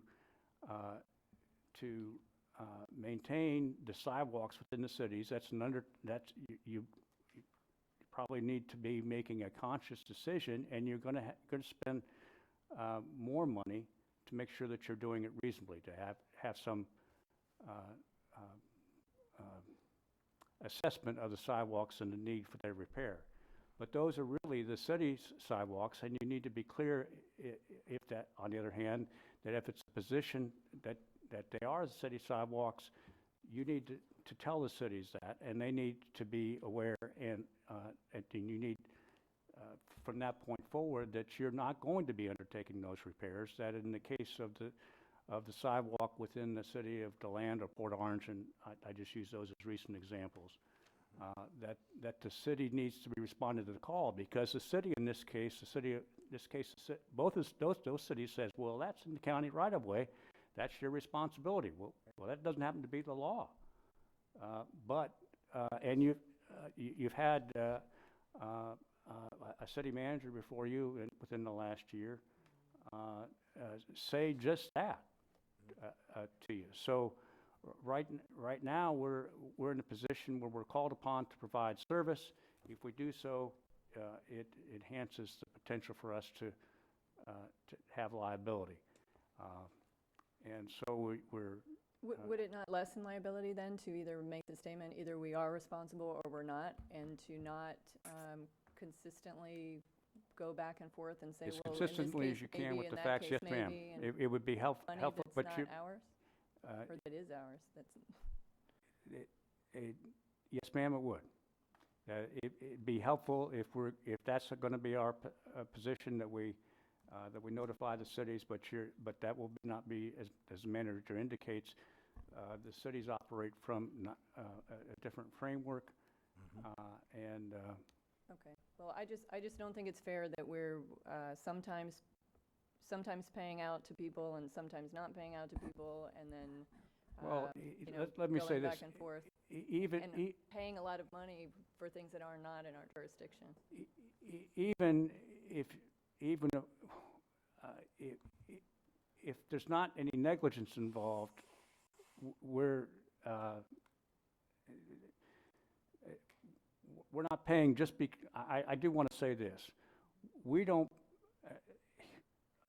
pay claims just to avoid the litigation costs. We try to pay the claims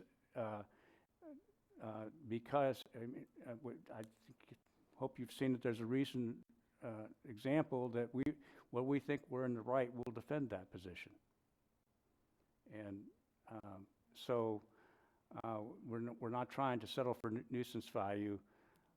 In the recent case however, that was before you, I know it's right here within a half mile or so from the county building,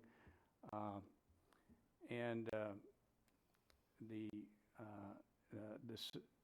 it would look for all the world like it's something that the city should have addressed. In my although I've told you, Councilmember Post, I have great admiration for the way the city goes about its business in many respects. But that's really should be a responsibility that they should undertake. But the settlement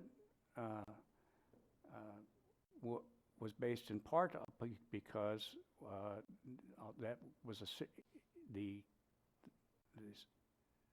the cost of, I want to say, that was a favorable settlement given the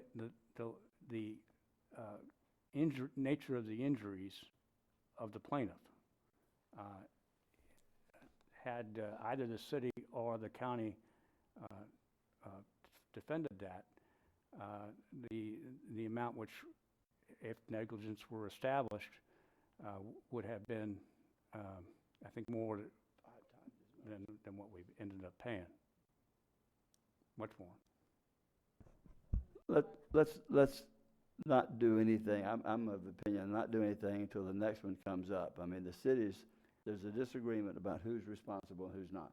Well, we're on record as saying the cities are responsible. But no, not officially. Actually, I think we're not on record with the cities. And Okay. I think that's where.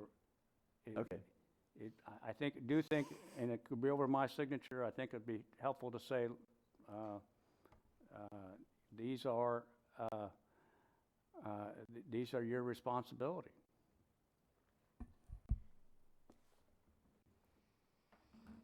I would actually agree with what Mr. Eckert just said, but to cut to the bottom line here, the bottom line is also the risk factor. 15,000, when you look at risk, we're talking about $15,000. And how much have we paid out over the course of this in the last 5 years? How often does this happen? Well, it depends upon how you define it. We're trying to gather that information, and I'll have a response. But we're not looking at a large amount of money.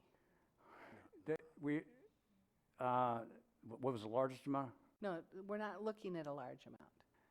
No, I think on all if you defined the class as being, and I'm just somewhat in the process of responding to News Journal. If you define the class of it to be uneven sidewalks, where there's trip and falls, then you're talking, I think, collectively under $200,000. See, and to take staff time and attorney time, and we will still be included in any lawsuit. We're the deep pockets. That's the bottom line. I'm defining the class to exclude the beach ramps and trails and the like. You have the walkovers. In one case, and I'm also excluding from that one instance where there was the alleged failure was not the condition of the sidewalk, but that there wasn't a warning that it ended, so that we got to know where the sidewalk ended.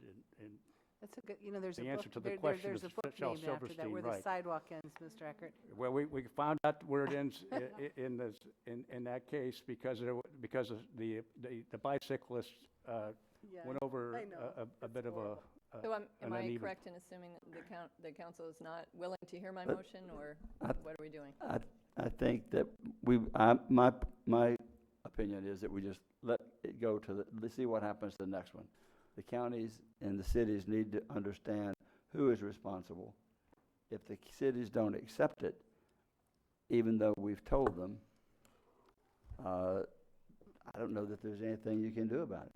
I just can't see paying out, whether it's 5,000, 200,000, that's county money, and Well, I guess the question from me is, do you, the council object to me as the county attorney writing the city attorneys and saying, this is, please be reminded this is your responsibility? As long as you state the statute, the action that was taken after 1995 and the action that was taken, then we make I don't think it said you had to have an agreement. You have to be on Actually, notice. what it is that in the absence of an agreement, the cities are responsible. Now, many of these sidewalks, for example, are the result of city development orders.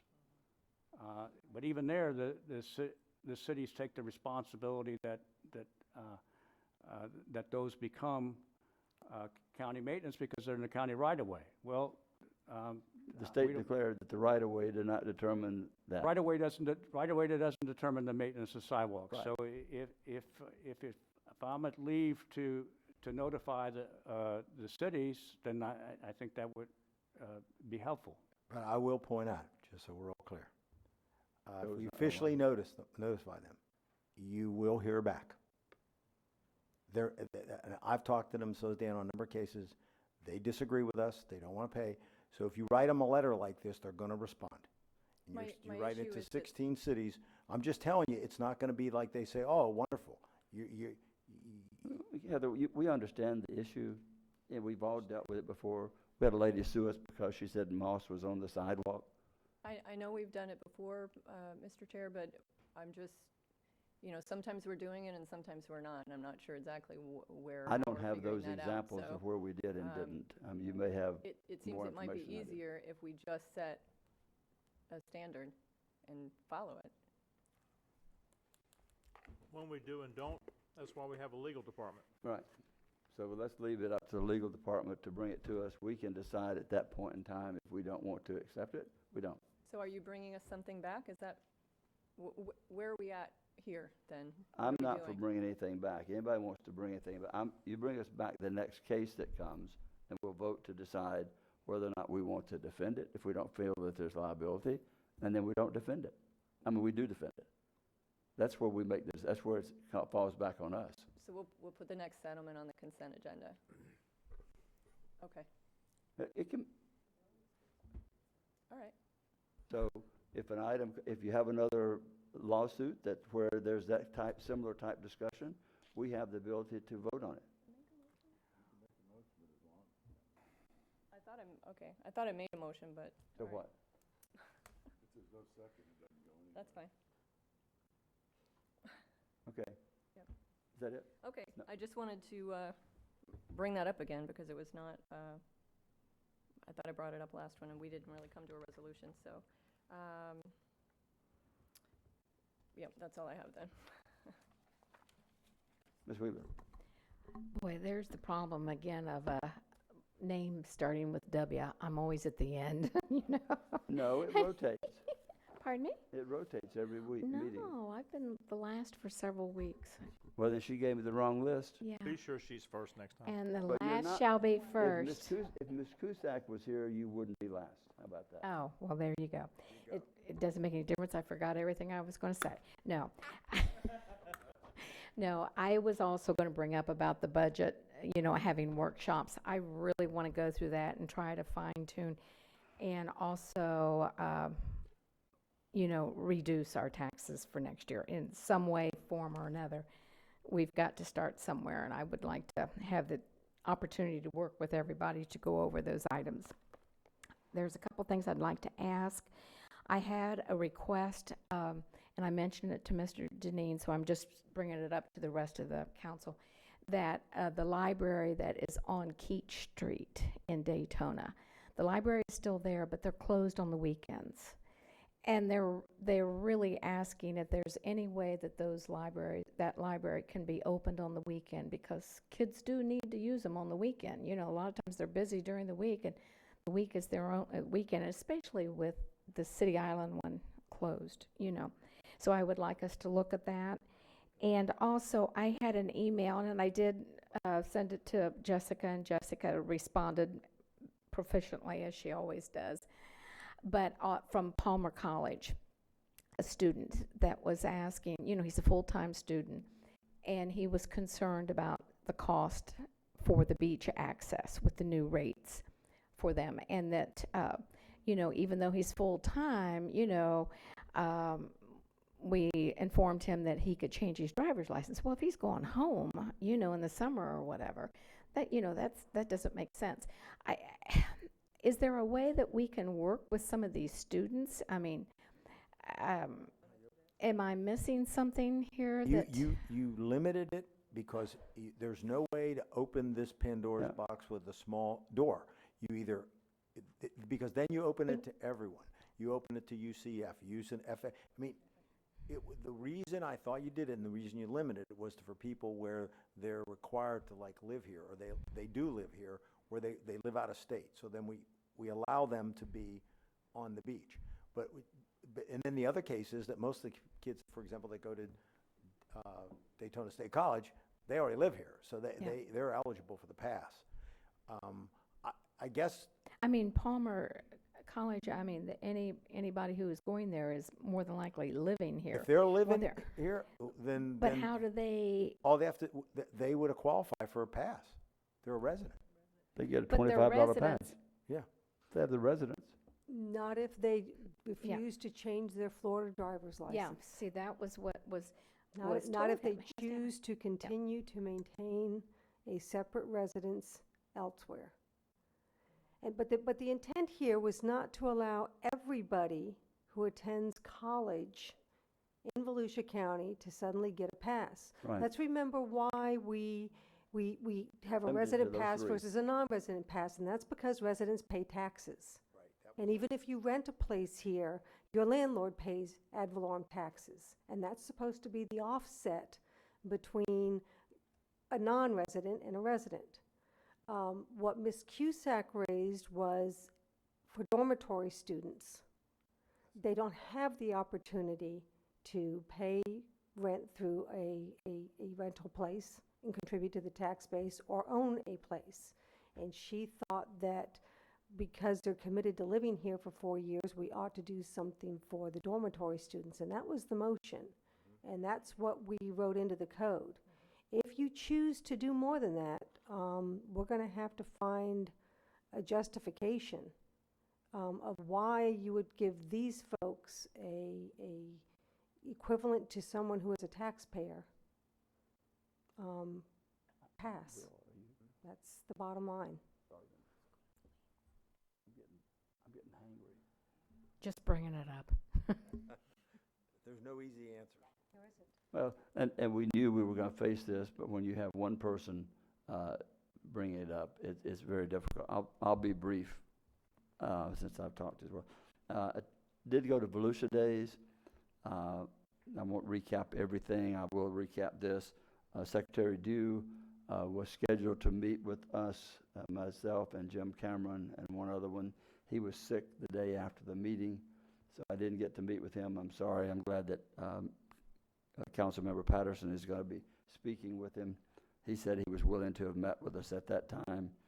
The other thing is I had a little over an hour meeting with the new Director of Emergency Management, Wes Mall, and very good detailed discussion on where we stood with remuneration or money back from FEMA and the state on Matthew.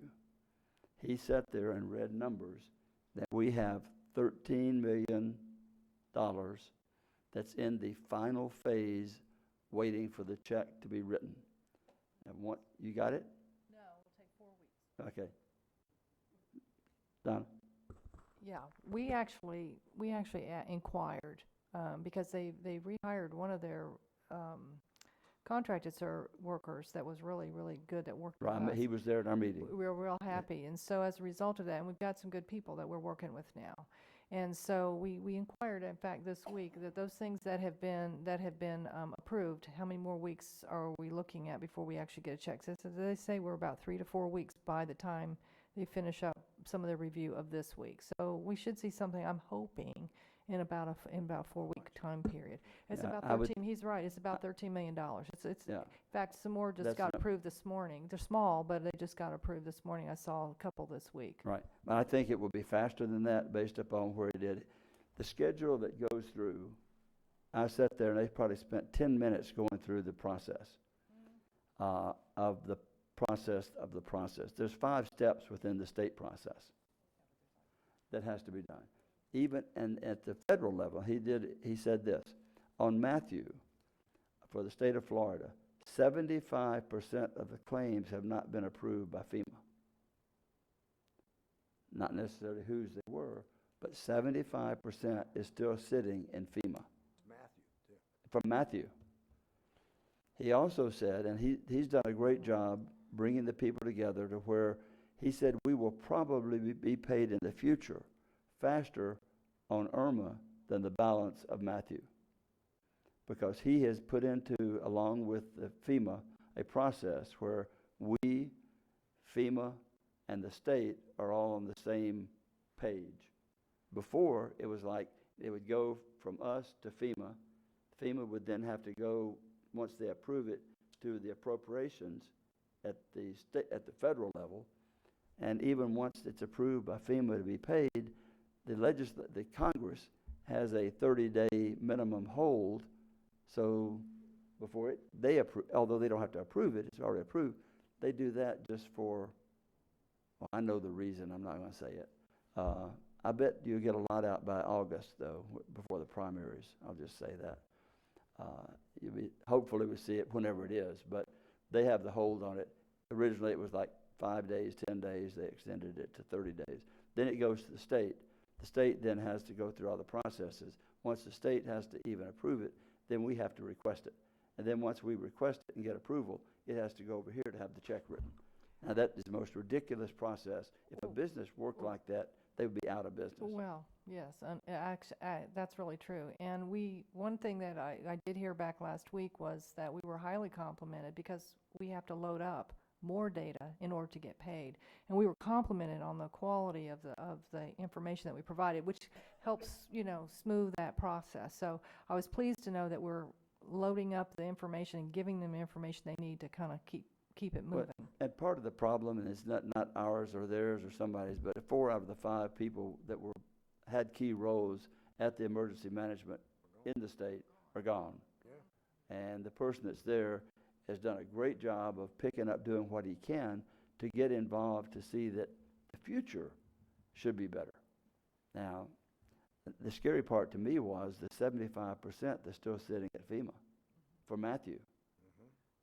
So I don't know how much, I figured we had under $20 million for Irma, 18. How much do we have in with Irma now?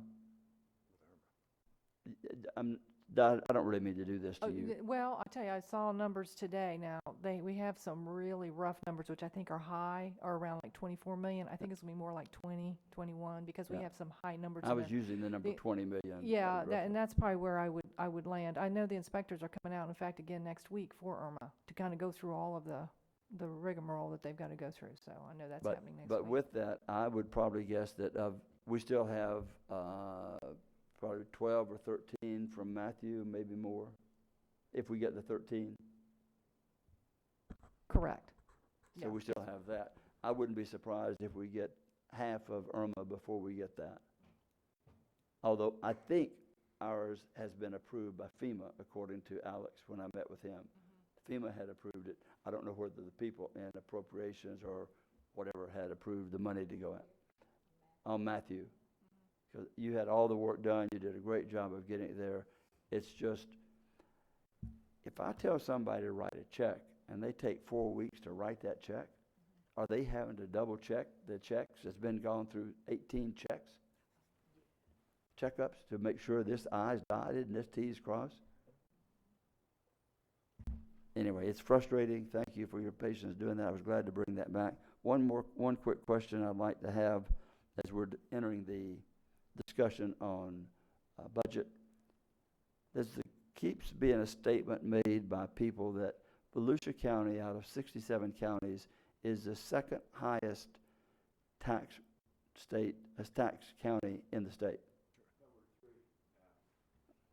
I mean, I would like to see where that information is coming from, what it includes, and why it's there. If we can have that prior to our discussion. I went through some checking as much as you can online with all of the counties and what they're taxed to try to find out. I couldn't find us even at 2, 3, or 4. 44th. We're number 44 by the Department of State For the Revenue. general fund, on what we charge and what we That's what I'm tax talking people. about. What they're talking about is when they add in the hospital tax. That's the what I city wanted to tax, clarify. mosquito control. We are not the second highest tax on general fund in the state of No, Florida. in fact, we not only are, we are, as a county on our general fund, which is what everybody measures you by, 44th lowest. We're probably one of the absolute lowest urban counties, because a lot of the counties that are lower don't have they don't have libraries, they don't have a transit system, they don't have beaches. That's why. The other thing is that even when they add in the other stuff for schools and all that, what they're not telling people is they're going by rate. That's not what counts with people. It's what you pay. If you look at what Volusia County, even with that rate, pays, probably puts us closer to the middle of the state. If you put it per capita, But it's value that it really drives it. flushes out when you do per capita. Yes, exactly, That's because when because I did that too. it's what's driven is we are one of the lower valued counties on our property as an urban county. As opposed to That's what Palm is Beach pushing, County, that's why for the rate example. is higher. Yeah, if you had some of the real estate of Palm Beach County and for, Broward and Miami-Dade, Palm Beach when I was County's in the like- legislature, the Miami-Dade legislator said that Miami-Dade County was the poorest county in the whole state of Florida. And I said, we'll take a few of your condos. Yeah. Okay. If there's nothing else, we will adjourn at 1:32.